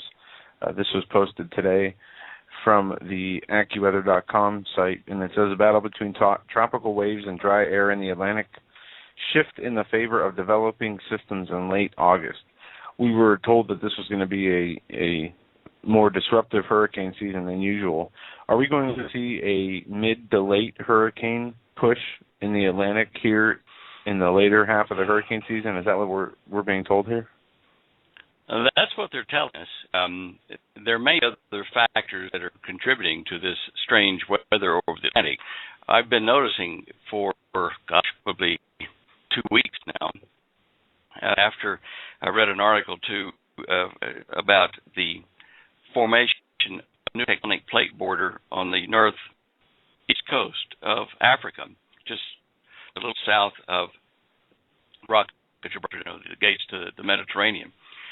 And there's something going on there even for a month that, and I was looking at the maps, very, very strange temperature anomalies, which normally would form a much smaller area over an earthquake zone, along the coast of the United States or Indonesia somewhere, something like that. But these things are becoming more numerous, and I think some plate tectonic border that the like a peer-reviewed professional article on this, the tectonic plate border is forming faster than they allude to in the article, which means there's something going on all the way from Iceland straight through the Atlantic, all the way down to in between the continents, of Africa and South America. There, I'm seeing in the last week more earthquakes in places along that line that you don't want to see them. For instance, you've heard for a number of years about the possibility of a tidal wave, a tsunami, forming in the Canaries, which is off the northeast coast of Africa. Should a volcano erupt, there a particular one called the Cumbre de Vieja volcano. And it is near some activity there. It's near volcanic islands. It's near areas that are having earthquakes. But there's an area just north of that on a fault line connecting the Straits of Gibraltar to the Atlantic fault line or tectonic plate going down the Atlantic Ocean all the way down to the South Pole. Now, these areas are both seeing increased earthquake activity. Not big. I mean, the biggest one occurred today in the Azores, which is about 4.6.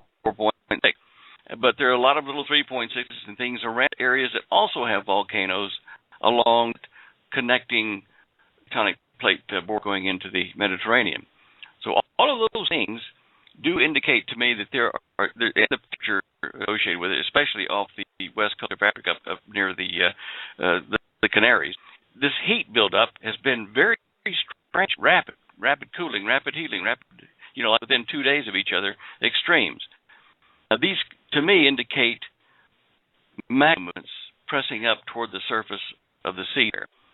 So, yes, we could have problems with hurricanes. We could also have problems with tsunamis. In these big areas have a large 8 or better earthquake. It might very well be a tsunami toward the east coast of the United States without even bothering the Canaries. It's going to be an interesting hurricane season. I can't guarantee you're going to see the biggest things ever, but there's just a lot of strange things that I've never seen. And you're looking at, imagery of the sea surface temperatures. Very weird. Okay. Wow. We've had a series of guests on this week talking about the capture of the spring, the geoengineering. Geoengineering. Yeah.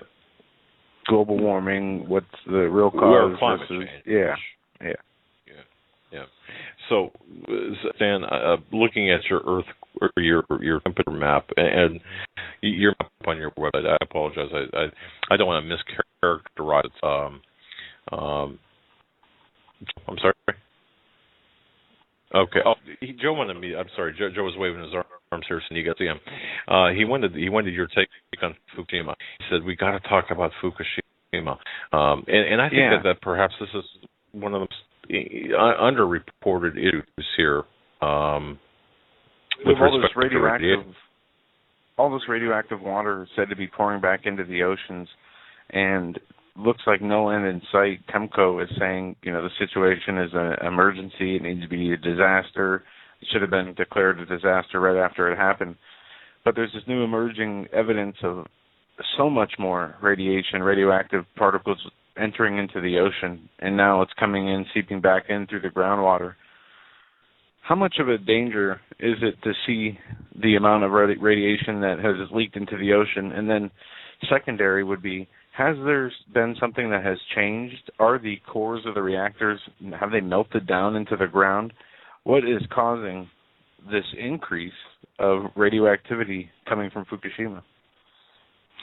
Well, Joe, an interesting topic, really. I have been getting email reports from various sources that I have not been able to confirm that certainly one of the reactors has melted down and is producing the tritium, which is hydrogen-3, which, is part of water. I mean, it makes water molecules, and it's very easy to transport in water because it's partially water. Now, that getting into the groundwater in Japan is definitely not a good thing, because eventually this is going to mean that people have to relocate to fresh water. They can't truck it in forever there, which will be a tremendous upheaval economically and otherwise for Japan. But if you study the debris flow estimates, the pictures where they left since the Fukushima incident happened, you'll see that there are long streamers curling across the equator and heading down toward the kind of the middle of South America, where earthquakes do happen periodically anyway. They're in Chile and Peru. But these streams are going to be depositing radioactive waste surface-wise there. I would assume that instead of dissipated tritium that's in the water at Fukushima, it will be a very concentrated flow that will get down there, and so people on the west coast of South America down there may also be forced to do some serious mitigation to their water supplies.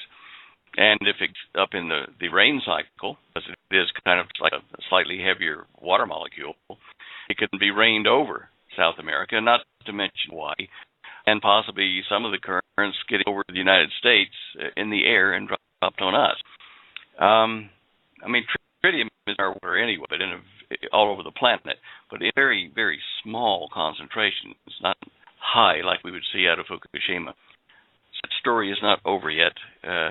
It's a developing story, and the impacts of it to us in the States are going to come in fragmented reports from civilian observers, I'm sure, because if it were to be an official announcement, like we get some bacteria in our lettuce at the store, but it was on a much grander scale, it would hurt businesses all over the country, people panicking rather than sitting down and take a logical look at what's going on, what may happen, and what you could do to perhaps mitigate that problem.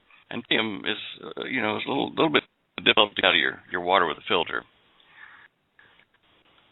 Is Fukushima the reason? And this might be kind of a left-handed question, or I'm asking you to speculate, I suppose. We're seeing the Chinese and Japanese fight over islands there in the South Pacific. Does Fukushima have anything to do with that, the resources there, or is this just merely political? Fukushima has nothing to do with it. I think it's more political. This battle between China and Japan has been going on for centuries, if not longer. I do find it interesting, though, that Club of Rome map that was published in 1970, the Meadows Report, it was called, where they outlined the 10 socioeconomic political regions they want to divide the Earth up into. And, there would be a multiple number of countries, region 8, with, in South America, and, region 6 for South America, and then Africa, a bunch of the tribal things are united in group 8. But the thing that interested me the most, of all 10 groups, there's only one group that has one nation in it, and that's Japan. It's going to have singular problems, socially, economically, politically, all kinds of things. And so the computer model that they generated to solve planet Earth put Japan in a class of its own. I don't know whether the heaviest weight is on their political strife with China and the ongoing problems there in Hong Kong. I don't know. But we must keep an eye on it, because this is a problem that I think, for many reasons, may alter the 10 regions the Roman set up for the planet. And it may redistribute some other nation or group of nations to become Group 3 if we wipe out Japan. I mean, if it's wiped out by the current crises that are facing it. And let's face it, if we have a massive upheaval on this planet like I'm seeing happen as far as the sinkholes indicating the surface of the planet stretching as it expands, Japan sits right on a huge, active tectonic plate border in the Pacific and up into the China coast, down into Indonesia, and down just out into the middle. It makes a little band-shaped fault line, which is the tectonic plate border out into the Pacific. So all the places I could think to have a country, this is the most dangerous in these times. So again, I don't know any more than that about the relationship between China and Japan, except that it's been going on for a long time. This Fukushima problem may aggravate that because of, pollution getting back to China, somehow, their food or their water or their air. and understandably, they would be a bit upset about that. And closer than we are to the problem. Okay. All right, Stan. Yeah. Another question here about the sun. There's a article circulating. This is on even space weather. The sun's magnetic field is about to flip, and they're saying that it looks like they're no more than 3 to 4 months away from a complete flip of the magnetic field on the sun. We know this happens frequently. Is there anything to watch for as we're in a solar max now with this particular solar flip? Well, yes, no. The yes part of yes, I think that it being a little bit unusual, this particular polar reversal. The north and south pole of the sun actually flip at different speeds. The pole is more aggressive in its change than the south pole, more rapid. But both of them should be finished by 3 to 4 months from now. The problem that's bothering me in the last 2 weeks, this has been on, Fox News, major news channels. They've been showing a coronal hole in the sun. Now, people that weren't familiar with it out there in the TV land were saying that, a large chunk of sun is blown off and heading our way. Well, that's nonsense. But what is interesting is that dark space on that image they made of the sun there is a larger version of what we see all the time, coronal holes. And there are holes in the types of radiation being emitted from the sun out on our visible side here, we can say. This hole covered maybe a third of the northern hemisphere, which is big. And out of these dark holes, they're only dark because the radiation they're sending is not picked up on the particular scanner that we're looking at in that bandwidth. But these holes can produce some very interesting extrasolar flares and coronal mass ejections. Now, having such a big dark area like that may mean that it's capable of producing either more or more intense coronal mass ejections and solar flares, which usually attend every coronal mass ejection. It's coming around now. Then it'll be coming on the western side as you face the left side of the sun as it rotates into position. As you know, the sun rotates once around our position every 28 days. Now, if it is flipping and it follows just its normal flip pattern and normal strength, then as it flips, it will send out changes or ripples in the solar wind, which is charged particles coming from the sun out in kind of an equatorial plane hitting the planets as it goes out. And these charged particles do affect our magnetic field. They interact strongly with it. If our field, the Earth magnetic field, is weakening, which it is, matter of fact, if it's weakened enough that it's unstable, when this flipping the poles at the sun, then it could go over the edge, and we might go ahead in an Earth-based north-south pole reversal over a period of a few weeks, be no longer than a few months, I'm sure. But anyway, a flipping of the pole, which is supposed to happen for some time coming, several thousand years, according to the trade papers, the peer-reviewed papers on this. Now, we have seen on the Earth, though, signs of the Earth's field becoming periodically unstable as it weakens. The North Pole is changing its position, its wandering, as they call it, very rapidly this year, and it's twice as fast as the South Pole is changing its location, which indicates that you've got some kind of an instability, vertical instability like a wavering top, and the North Pole is changing faster than the South and is unstable. Now, I have seen evidence of what would happen, according to NASA, during a polar reversal on Earth.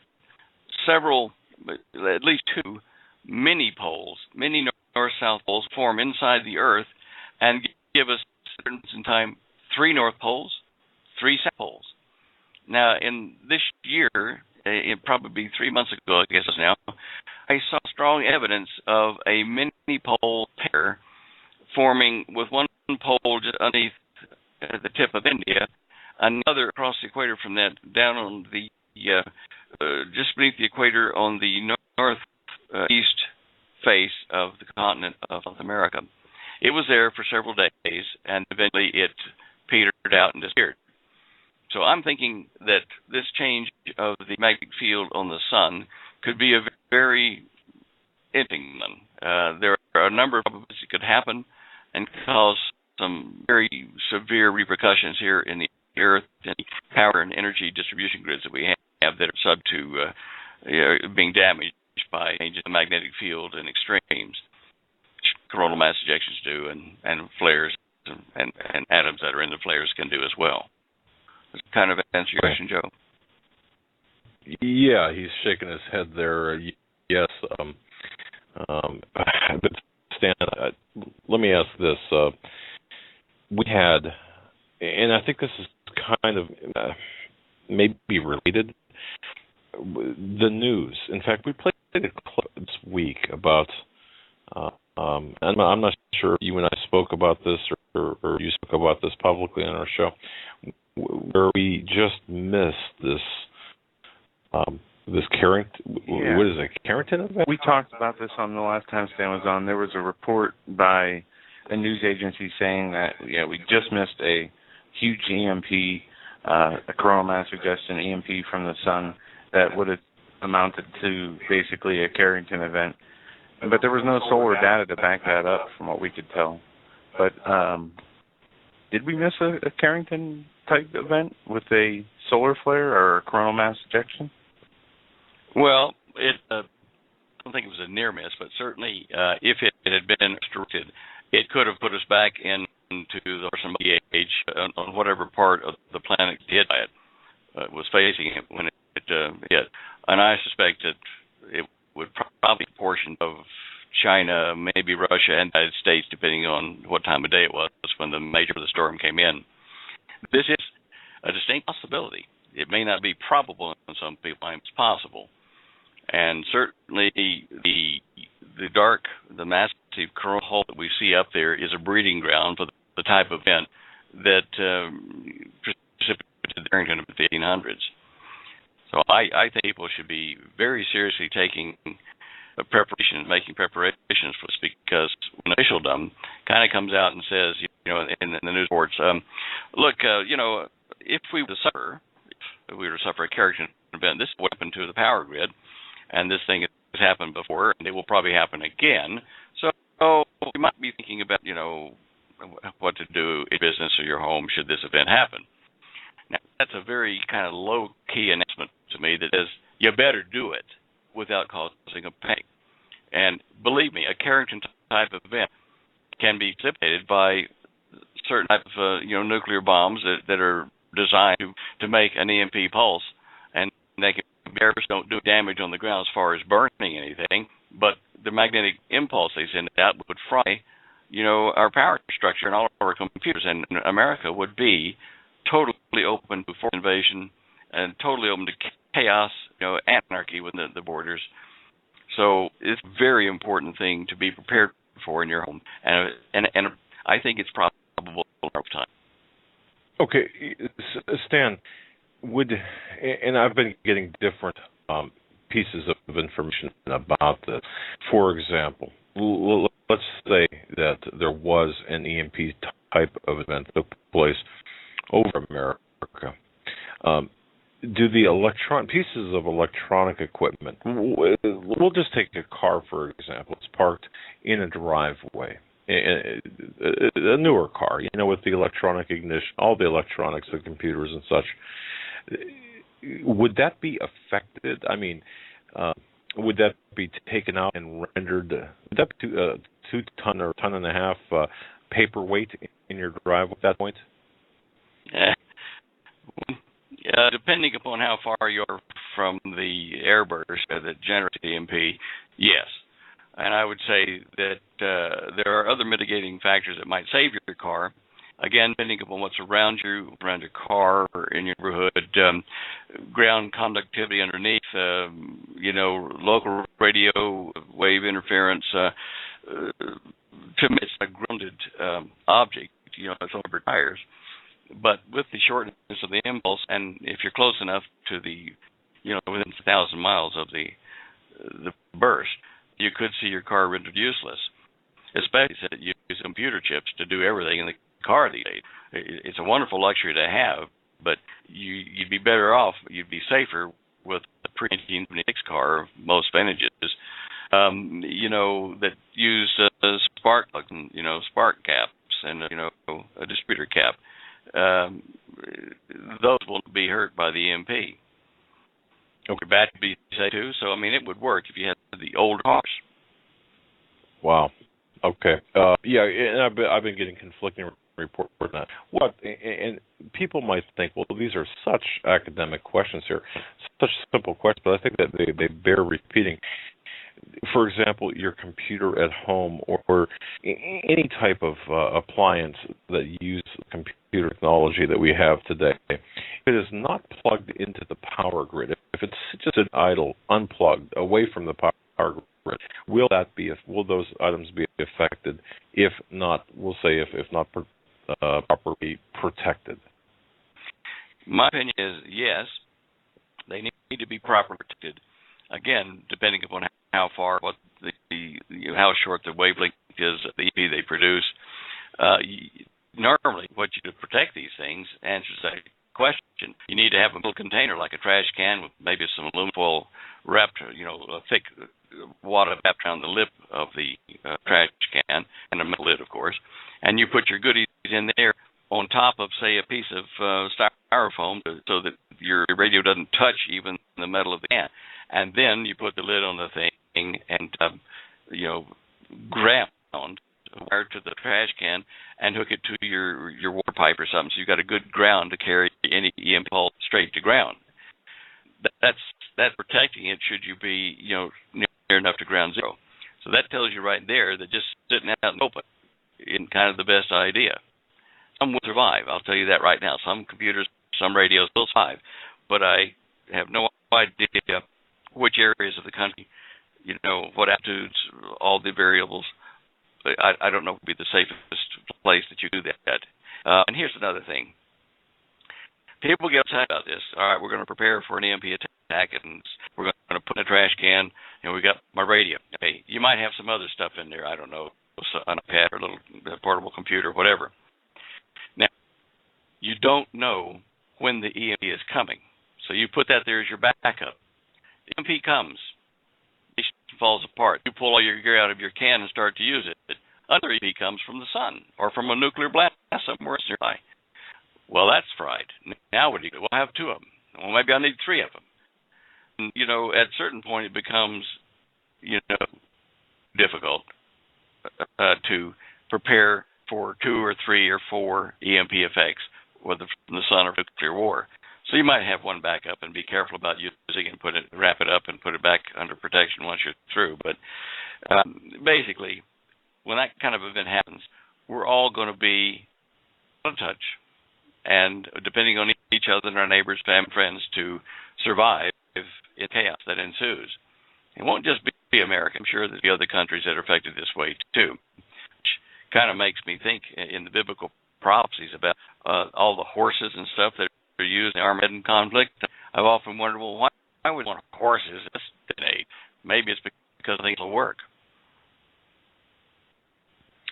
So we're better off investing in maybe a horse and that's a good saddle, I guess, at this point. Bicycles, you can ride bicycles and that kind of stuff. They're cheaper to maintain. You don't have to feed them anything.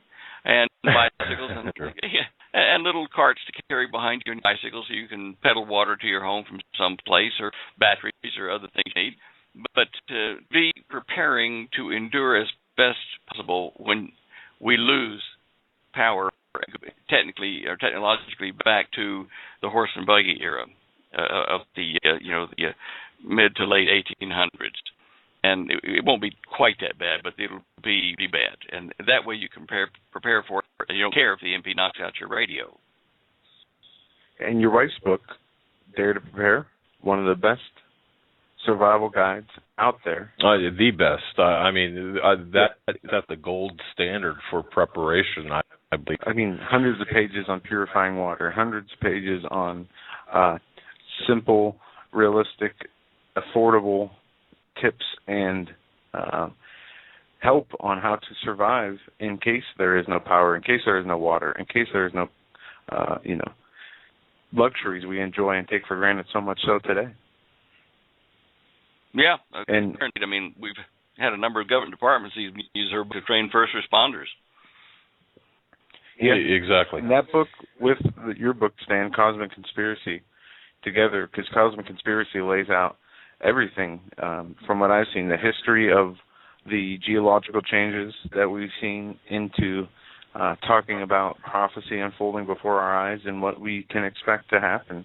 I would say that book is one of my favorites, not just for the historical information, but for the information that it talks about will happen or could happen in the future. It is probably one of the most accurate books that I have read, and that covers just about everything, every scenario, but in a way that it shows what is most important. And I cannot thank you enough for that book, and also Holly's book, Dare to Prepare, as it is a must-have. We both thank you. Exactly. You know, I'm sorry to slip this question in before we lose time here. I've been getting about 5 minutes an hour about this. NASA warns of coming catastrophic event in August. Some call it a kill, some call it different names for it. There are a couple of videos out there about this. Have you seen the video? Do you know what I'm talking about?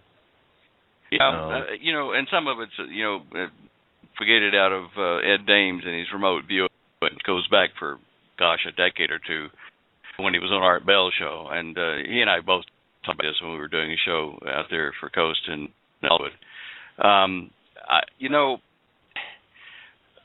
NASA's official position, I don't think it's going to be telling you. I mean, the real opinion is telling you we're going to get a kill shot in August. It's going to wipe out planets or infrastructure. If that were the case, more announcements being made now and more departments would be preparing than we see, urgent preparing now. So I'm not too worried about it, except for this. We are this point in the solar spot cycle where the sun is flipping its poles, and that event I was saying could potentially happen may well be known in the back room. If that is the case, then there are a number of things that you. In fact, on our website, we've added another thing today. I've been negotiating with the guys for some time. They just announced their product called the Double Key, and it's one of those little flash drive things that allows you just get a computer and say, I want you to download everything on the internet about rifles or about water or whatever, and they're the websites and whatever. And what happens is you plug this into your USB port on your iPad or your computer or whatever, and it starts to you interact with it. You say, well, stuff, and it'll download it into your computer. Now, this potentially is like gigabytes and gigabytes of data, but if you can protect those little survival keys, those little flash drives, and they give you a little, they sell it, I think, a little metal box that covers it so you don't get EMP pulse to destroy that. But if you've got something left in your bag of tricks that will read a USB drive, or if you print out things from that before the event happened so that you've got a hard copy of all these sites, you can do it online, then, it's the way to get the best of everything. I mean, Holly couldn't put it in her book about, rifles and cleaning and use and, field stripping, put them back together again, or best type edition for that kind of stuff, or the comparison of so many filters. We did, in the book, she did a number of those. These things are updated constantly. The key, you plug that in on any day, and it the things you've said to update before will keep you posted and updated without you having to do anything, and just print it out whenever you get ready. But that kind of a device, to me, I mean, the concept is really quite interesting, and these guys, have used programmers from Europe, from here, and I've met with my conservative that had the idea and put everybody together. I think it is a very clever thing and a very portable thing that people ought to look at. It's emerging, it's brand new, and I wait for mine to arrive. I've ordered one, but it's what we need to do to allow ourselves to be updated as possible and also to be educated as fully as possible to meet what is coming. We know don't do anything, don't read Bible prophecy, and just hear the evening news. We note the Middle East is our Balkan powder cake. It is a tinderbox about to explode into nuclear war based around Israel. And for whatever reason, whoever starts it, it's going to be a nasty conflict. And we need to prepare for that because it's going to affect us. We're not that far away. So that's the end of my spiel there, guys. No, and that matches exactly with what I've written and where we are in the timeline, it seems, of the global agenda, the Middle East, and the Israel timeline. Israel is God's time. So you're absolutely right. Stan, we want to thank you so much for coming on. It's actually been an hour and about 10 minutes, and it's went by so fast. And we don't apologize. I didn't mean to drag on there. Fantastic. Not at all. No, it's always a pleasure having you on for as long as we can get you, and we look forward to having you on again next week, next Tuesday. Next Tuesday, a regular spot. We'll see you then. God Absolutely. bless you, my friend. And you boys. And certainly give our best to your lovely wife, Holly, and thank her so much for all the work she's put into the preparation, the free prep info that's available at your website, which is standeo.com. Stan, thank you so much. Night. Night. All right, we've reached the end of the second hour. We are late for the break. We're going to go to a break right now. Folks, you're listening to the Hagmann and Hagmann Report on this Tuesday, August 6, 2013. Our first guest was Mr. Michael Shaw, and our second guest was Stan Deo. When we come back on the other side of this commercial break, we will give a little recap of what we talked about the first 2 hours and then jump into some news and your calls as we close out the program. Stay with us. We'll be right back.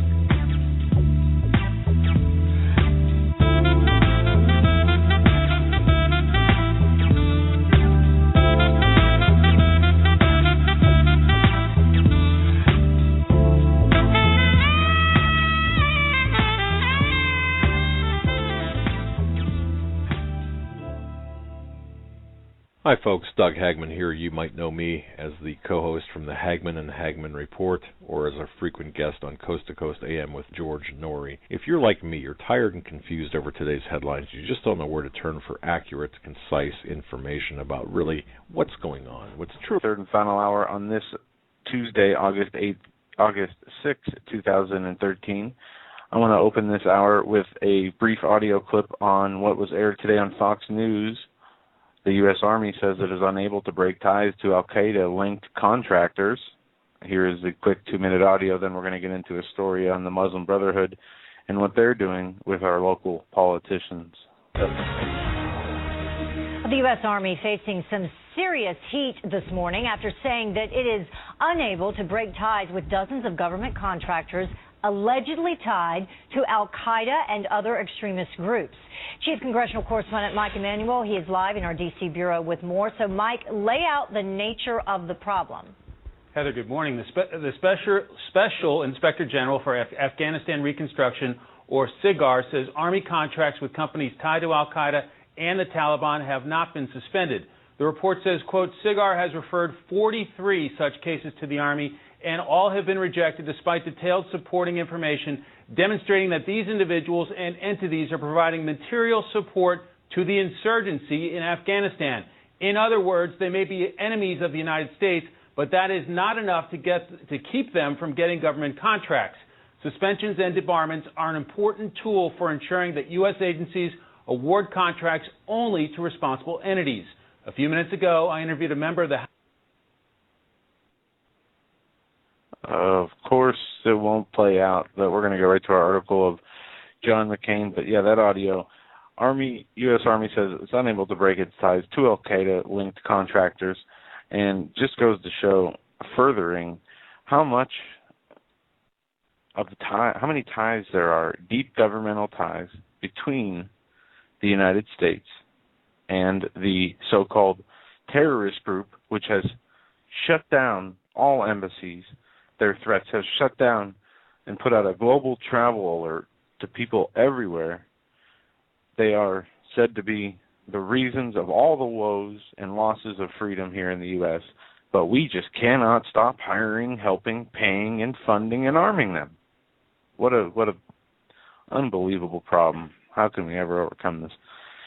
In another story, John McCain, on his meeting with the Muslim Brotherhood in Cairo, the senator urged Egypt's embattled Muslim Brotherhood to talk with a new government.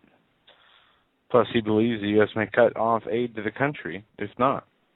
During the whirlwind tour of Cairo Tuesday, two top GOP senators, probably the two most pro-Al-Qaeda senators, the two most pro-Al-Qaeda / Muslim Brotherhood senators in the Senate. Can you guess who those two are? Well, I already said one is McCain.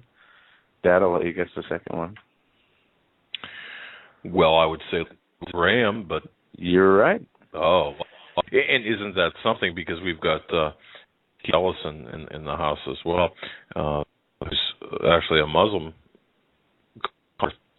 But John McCain, Lindsey Graham met with Prime Minister Hagmann, the leader of the military takeover of General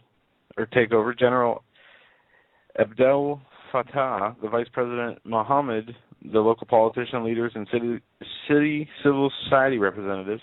But the meeting with the Muslim Brotherhood leaders was perhaps the most important in their effort to help the administration push both sides back to the negotiating table and end the violence that has seen 400 Egyptians killed in just over a month.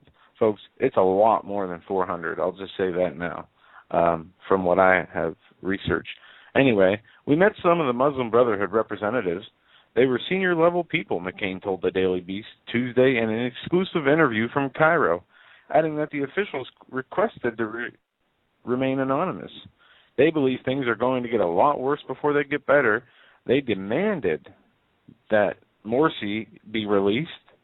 They believe it was a military coup and that they are far apart from the military and the new government. McCain and Graham also believe the removal of the imprisoned Morsi and several other Muslim Brotherhood leaders was a military coup, one that could mandate the cutoff of a $1.3 billion U.S. military aid to Egypt. The Obama administration has avoided saying whether or not they believe it has been a military coup that happened in Egypt. We have determined that we do not need to make a determination on Egypt, the State Department spokesman Jen Psaki said this week. So because of the aid that we send to Egypt, instead of impeding the Muslim Brotherhood tax dollars that we send over there, the State Department determined they don't need to determine whether or not it was a military coup. It doesn't matter. Well, it does matter, because we can't send them money if it was a military coup. So let's just not make a determination on this. This is how the State Department is handling this. And that is just what McCain and Lindsey Graham and all these pro-United States of Al-Qaeda senators and politicians, this is what they want. Well, ladies and gentlemen, here's my take on this, on what we're seeing today. And this is based on a lot of research. It's based on interviews, long telephone conversations, long personal conversations. You know, we have to look around. Who is actually pulling the strings here? Who is in charge? We can listen, for example, to political radio. That being, for example, Rush Limbaugh. That's Sean Hannity, Mark Levin. You can listen to Mike Savage. You can listen to any number, and even some progressives on the left. But who do they actually get to the real heart of the issue?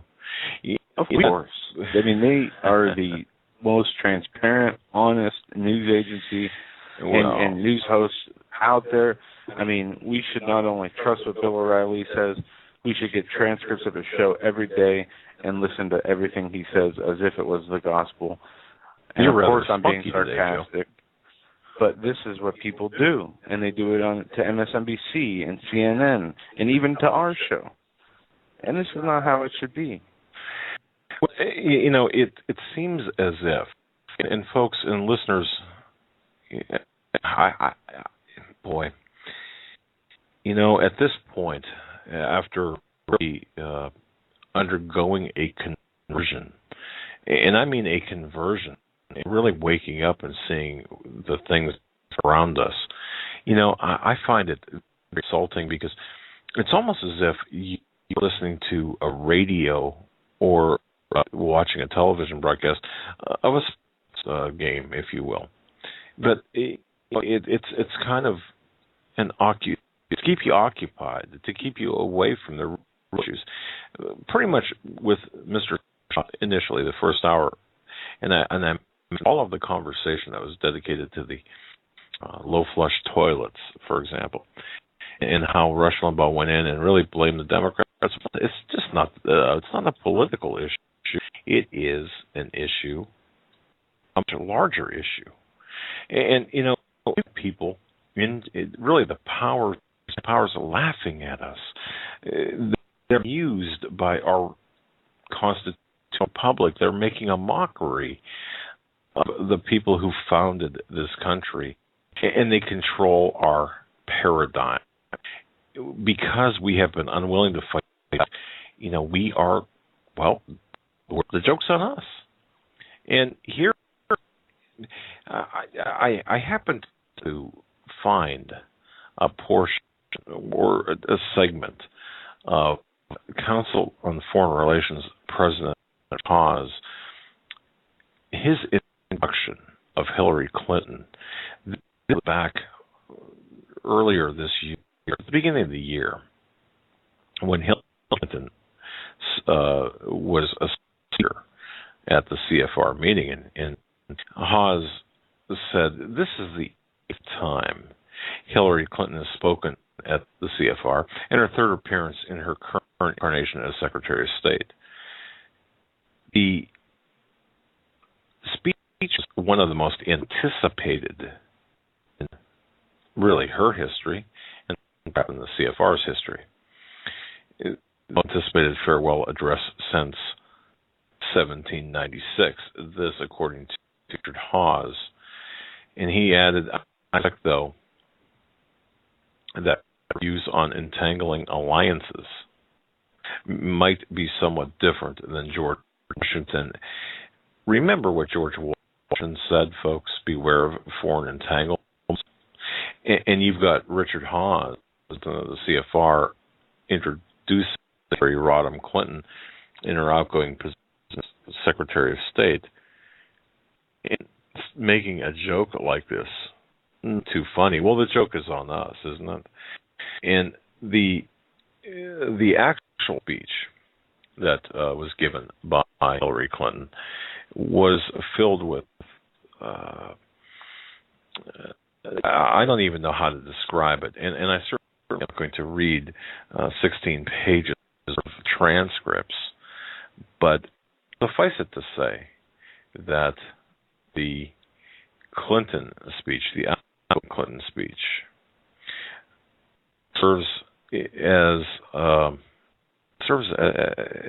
confirmation that there are powers that are pulling the string of the marionettes here and elsewhere throughout the globe.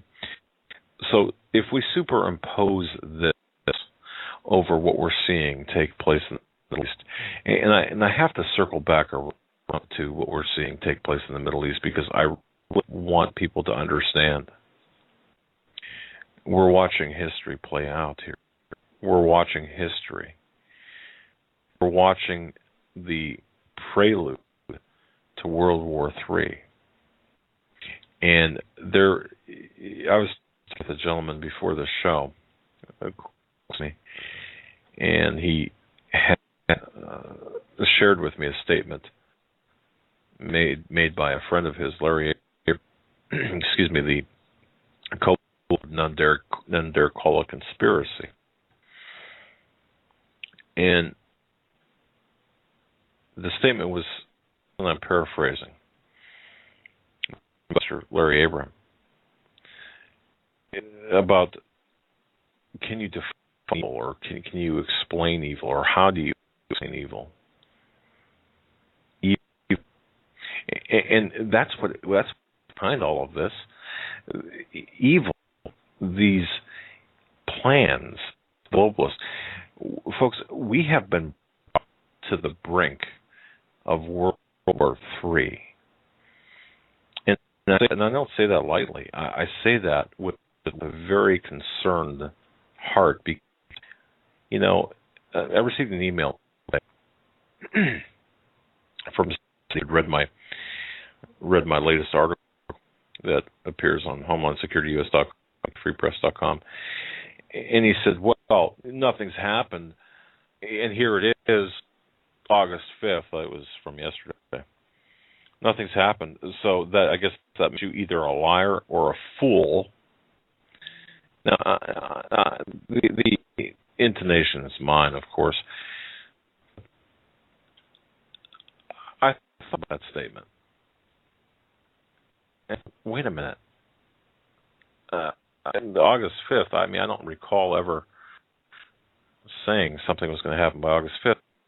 I was more taken aback by the intellectual bankruptcy of that person that wrote that email. Now, if that's not, I apologize, but if you look at what's taking place right before our very eyes, embassy closures, the threats, the fact that we are here at this place at this moment in time, and to see for example, on Hagmann and Hagmann.com, if you look at that video, look at the explosion that took place, reportedly at the hands of Israel in Syria.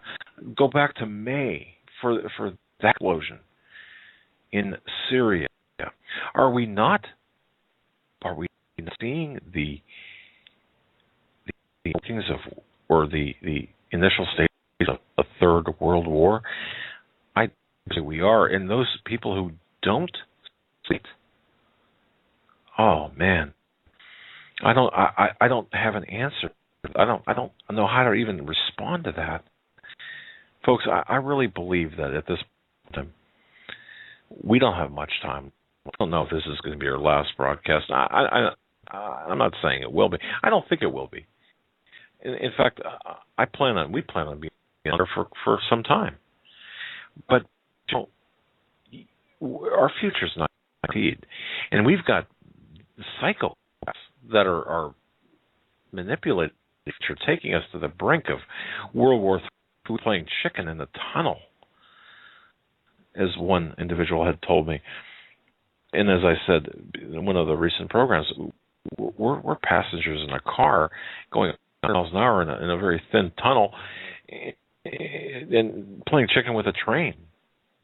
There's no way we can win unless we are able to grab a hold of bust through the window of considering you're in a limousine, we'll say, and there's a window between us and the driver. We'd bust through that and to shut the car off or reverse or do something.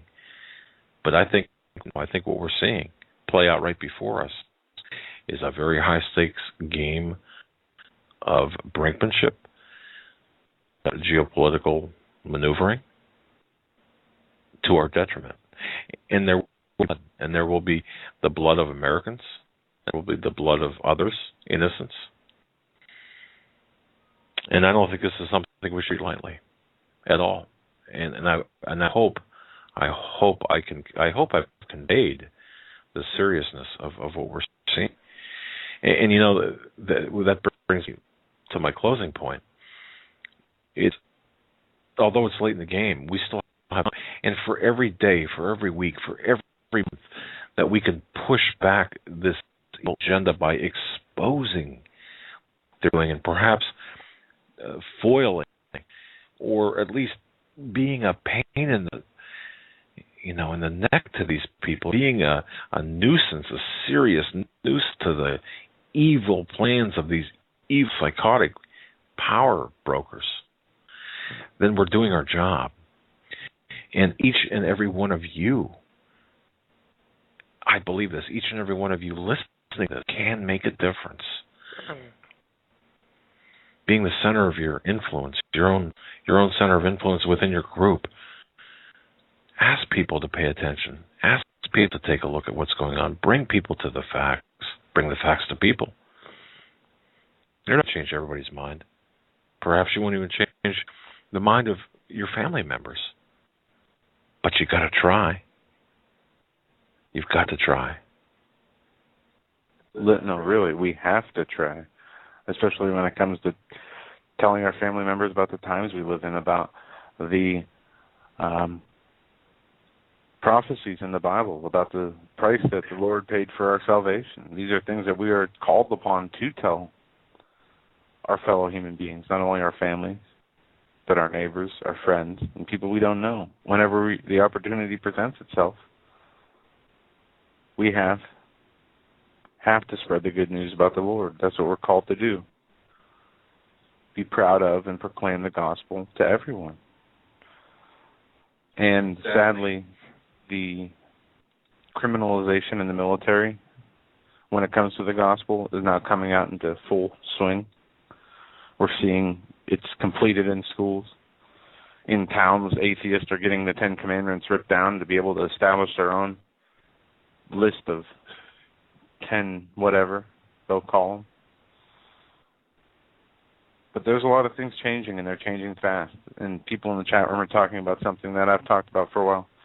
There's a change in the sky. There are things in the sky that have changed to a degree with intensity, and the change is rapid. Some see it, some don't. I would urge all to pay attention, because we don't know. Well, we were told in the Bible that there will be signs in the heavens. And could this not be? Are we so close-minded? Are we so close-minded, like I was just a few years ago, to the whole bigger picture of things? Can we not just stop for a moment? Everyone just stop for a minute, and just think about what we're seeing here. We're getting pieces of news.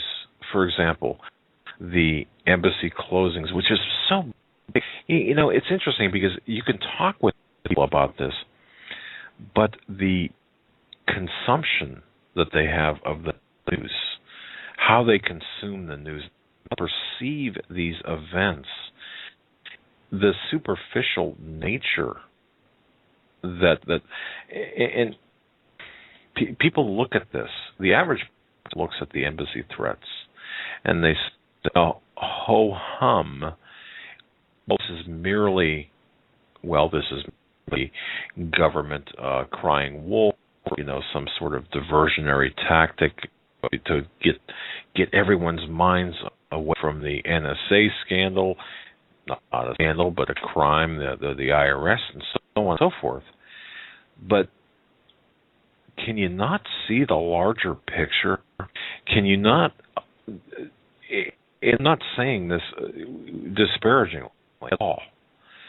I just ask everyone from my heart, really, because I've been there. I know this mental block, this mercy bias, and I don't want to be preaching to the choir, because I know our listeners are so much more informed, and I know that every radio show host says that, but no, I believe it. You're so much more informed. You're so much more in tune to what's going on. But can we not see the larger picture here? If we take steps back, can we not be intellectually honest with ourselves at least and say, wait a minute, well, we're told, no, this is not right. This doesn't make sense.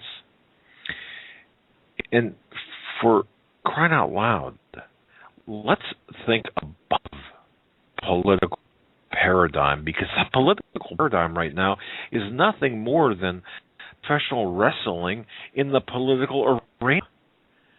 That's all that is.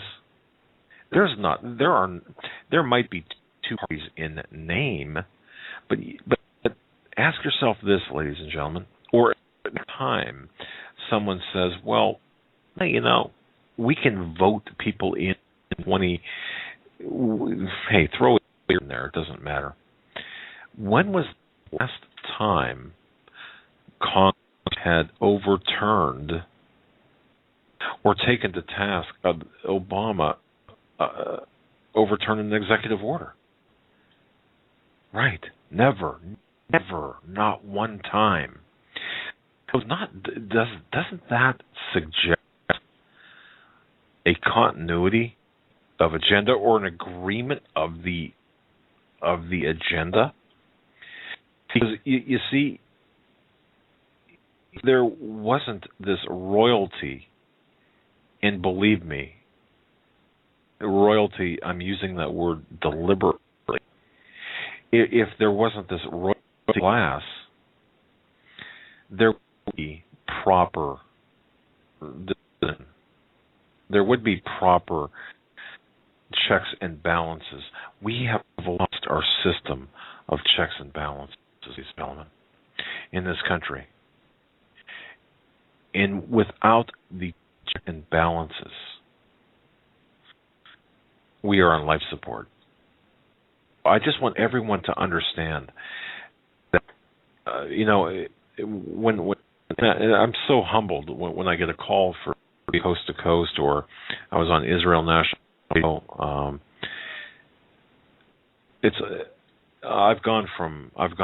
I've learned a lot. I've learned a lot from each and every one of you who have sent emails to me, Kim, Linda, and others. My goodness, so many. Marianne, the listeners. I've learned so much. It's about the bigger picture. About the bigger picture. If you can see the bigger picture, if you can see where we're headed, if you can see what's going on, then you can understand how dire the situation is. And I really mean it's dire. And the things, the conversation I've heard today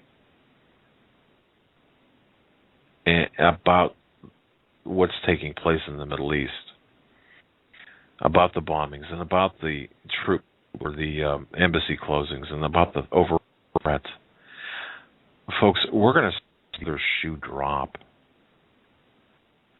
The embassy closings is in advance of that and in preparation for that.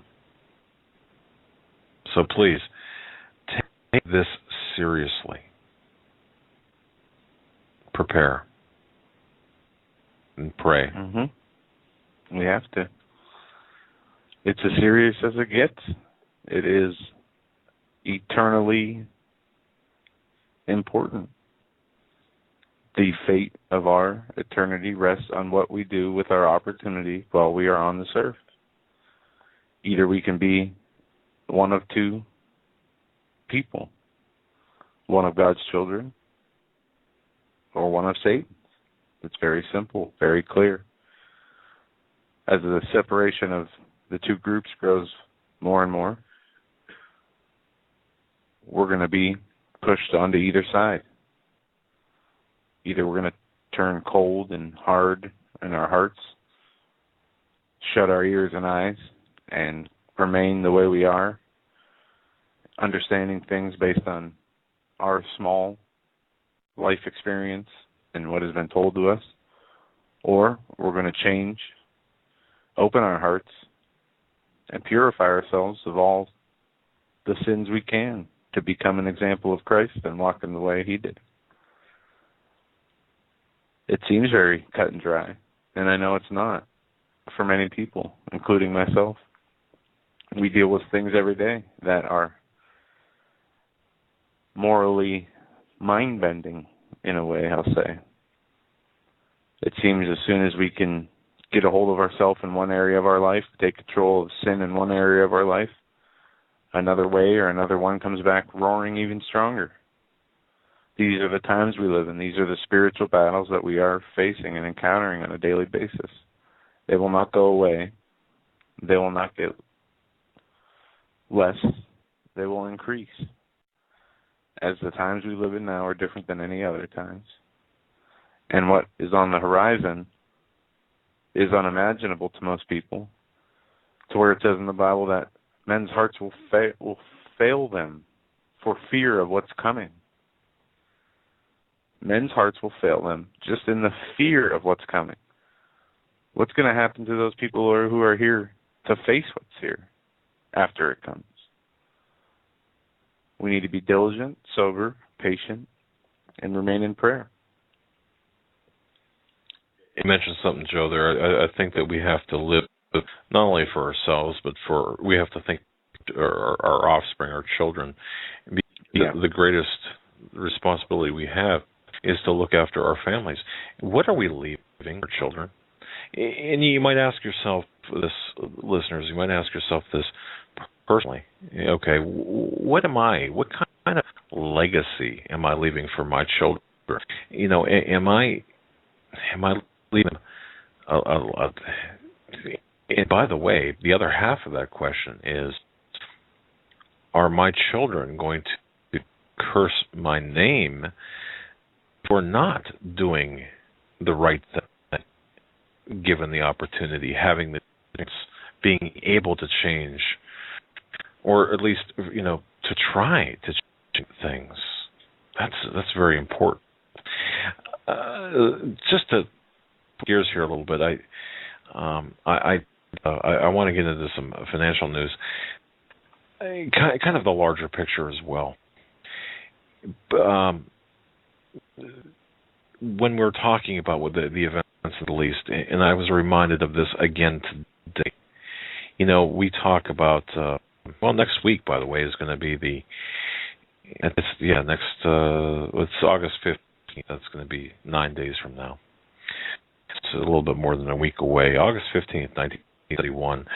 Of course, Nixon announced Sunday night, interrupting Bonanza, really angering Bonanza television watchers. I'm sure some listeners don't even know what that show was. We took us off the gold standard, and people today erroneously say, or maybe it's technically accurate, but not totally practically accurate, that the dollar's backed by nothing. And I know regular listeners will know what I'm about to say, but I think it bears repeating. The only thing that really is backing our dollar is oil, and we must not kid ourselves. 25 years from now, 30 years from now, 40, 50 years, if we're still around, we're still going to need oil. The world is still going to need oil. If things play out in the Middle East, as I suspect they, based on the information I'm getting from people, from sources, multiple sources, there will be an event or a series of events that will threaten or actually cut off the free flow of oil. And when that happens, your world is going to change. My world is going to change. Our world is going to change. Because our world runs on oil.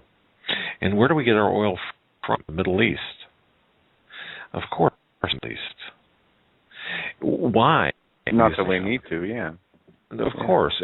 We have to ask ourselves, too, why, knowing that we've got reserves, oil reserves, that rival anything, Saudi Arabia and the countries, why are we not allowed? Why have we been prohibited from becoming independent through our own oil program? We're sending our young men and women, sending our brothers and sisters and fathers and mothers, sons and daughters and aunts and uncles over the sandbox in the Middle East over what amounts to a war for oil, a war for future energy, a war for future global position. It's a banker's war. Yeah. Right. When we've got the assets here, and I would every mother and every father who have someone in the military ask the question, wouldn't it be better rather than having our young men and women die in the sands or work in the sands or fight in the sands in the Middle East to turn and put that oil to work here in America to become energy independent. How long? We're the greatest. Seriously, we are the greatest country. America is the greatest country in the world. Look, we can fix things. You see, we were once a great country, if you want to say it that way. But bring our people, bring our young men and women back here, and so their guns can be taken away, so they can be ridiculed and labeled terrorists. Oh, of course, yeah. But put the work in the wall. Let's become energy independent via that route. We have to ask ourselves why. Why is, for example, why are we allowed to tap into our own deposits here, or what happened to the pipeline? Who in the heck are we working for? Whose agenda are we playing? Who are our young men and women dying for? We have been an occupying force in Iraq for 12 years now, in Afghanistan or 11 years in Afghanistan for 12. An occupying force. Why didn't we just go in, take care of it if we had to, legitimately? If we had to. If that's the story they're using. Take care of business and leave. I'm talking with listeners know that some people know that my home, when it rains it pours, and when it rains inside. I had a roof problem, and last week someone said, or I had a contractor come in and look at my roof, and he said, "Boy, yeah, it's time for a new roof." And to make a long story short, we were talking about plywood and the underlayment for the roof in certain areas, and he said $8 he used to pay for a piece of plywood. $8. Now it's $18. And I said, well, what's with that? Why there's such sharp increase? Why? Because plywood's being shipped, the wood is being shipped to build in Iraq, in Afghanistan, and overseas. So the build will be destroyed. Our tax dollars are going over there, being used to destroy families, cities, and then our tax dollars are being reused to go build them back up. That's correct. And once again, you're looking at the job. I would classify what we're seeing, or what we've seen over the past dozen years, as a job program for the military-industrial complex, and the hardening of that. Joe, thank you for this too, by the way. In addition to everything we're saying here in the waning moments of our program, or the closing moments of the program, Benghazi bombshell, Valerie Jarrett, Commander-in-Chief. Well, confidential sources close to Conservative Report, which is a website, confirmed that Jarrett was a key decision maker for the administration the night of September 11th, 2012. They provide a timeline for the Benghazi attack, or actually timeline will say, dealing with Obama. Here is the problem with this article, and here's the problem I've got about the night of Benghazi. Yeah, this article just popped up. It says, while everyone is distracted by Yemen and terror alerts, this article pops up. So not sure if they're connected or not, but this is an interesting article. Well, now the validity of the article is what we need to look at and see how much of this is true and how much of this is speculation. Here's the question, the mother of all questions, in my view, and based on on counsel to me about Benghazi? Answer this question. This question is the key. Obama, where was he? What was he doing for about 18 and a half hours? And I say 18 and a half hours because, in a way, if minutes were hours, and they were, and bullets and bombs were flying, and minutes do become hours.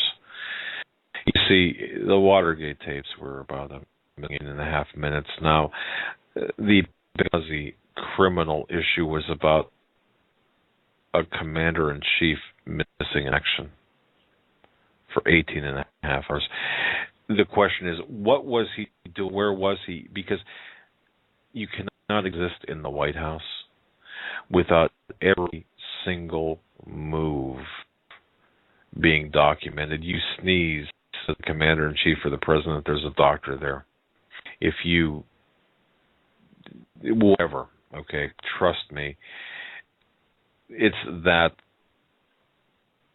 that way. In other words, there is nothing that is not known to at least a core group of individuals about the actions or inactions or the location of Barack Hussein Obama on 9/11/2012. Although this article does reference Valerie Jarrett, it's not about Valerie Jarrett. It's about a commander-in-chief missing in action. Answer that question. But it is about Valerie Jarrett to the extent that who called the shots in his absence. You know, I just read a note here diverting our attention away from NSA by Al-Qaeda attacking. Well, I understand how people look at this. To me, that's a little bit of a short-sighted view. I understand that okay, it's a diversion, for example. Now I'm going back to the embassy threat, for example. The diversion. We need a diversion away from the NSA spying. So we're going to create this false threat. But ladies and gentlemen, don't fall into that line of thinking. This isn't really a false threat. This is a real threat. What we're seeing take place, and I'm going from the article now to present day, current day, right now, on the 6th day of August 2013, what we're seeing right now is the blowback for our actions in Benghazi. For our action, I shouldn't say in Benghazi, but our actions in Libya, our actions in the Arab Spring, our actions in Syria, and especially Syria, seeing the workings of the Russians right now. We're seeing the war of the Russians and the Iranians and the Syrians pushing back. And we're seeing the superpowers pushing back. China, they've got interest in Iran. China and Russia, interest in Syria, Russia, and China. What we're seeing here is, yeah, sure, this might be a little bit of a diversion. At least, perhaps the hyperness of the threat. However, the threat's real, and the threat is the other shoe that is yet to drop. It is the other shoe that is yet to drop, and it will drop. And when it does drop, folks, it's going to make not a thud on the floor, but a boom that will be like a sonic boom. And I'm not trying to frighten anyone. I'm just trying to put this in perspective because this is what it's all about. The embassy closings. When last time that happened? In advance of a global conflict. Do you honestly think, ladies and gentlemen, that they're going to close 22 embassies over because of the unspecified communication, right? And actually a very specified threat that originated to be from Yemen, about a Yemeni embassy in Yemen. But regardless of that, and to get us off track, because we only have a few short minutes left, what about all the train derailments recently we've seen? Have you heard about these? Like 34 derailments in this year? Every time I see a train derailment, I think of Nathan Leal, yeah. Every time I see a train derailment, I mean, there was one yesterday in Louisiana. There was one a couple days ago in another place in America. There was one in Spain recently. There have been so many as of late. And sinkholes. I'm going to post this article in the chat. What caused a giant sinkhole to open up in a Kansas City pasture? A mysterious massive sinkhole in the earth is attracting visitors to western Kansas. Geologists and engineers are still trying to figure out how and why the ground gave way in this particular spot of good land in the middle of someone's pasture. It says, man had nothing to do with this. This is a God thing, Larry Townsend, Wallace County Sheriff said. There's no oil well around here. There's no irrigation wells anywhere. This is something that just happened. The sinkhole is about 200 feet across and 90 feet deep. Some people have let their curiosity overtake their caution and have hiked down into the cavity, but the sheriff warns that hiking into this is a bad idea because they don't know what is under it and if it will further collapse. But the sheriff, they're very, very smart, saying this had nothing to do, man had nothing to do with this. This is a God thing. And he is right, I believe, as the sinkholes increase, as the derailments increase, all the mysterious fish and animal die-offs increase, the geomagnetic weather to the atmospheric conditions are becoming more and more confusing and confounded, the jet stream stopping, the record cold temperatures this year, almost as if we're out of season. In the end, it is a God thing, whether it is playing a role in hastening this, or I'm sorry, not hastening, but exacerbating it. In the end, ladies and gentlemen, it is a God thing. And I have an issue with the phrase God thing, but it is the hand of God, I believe, that we're seeing.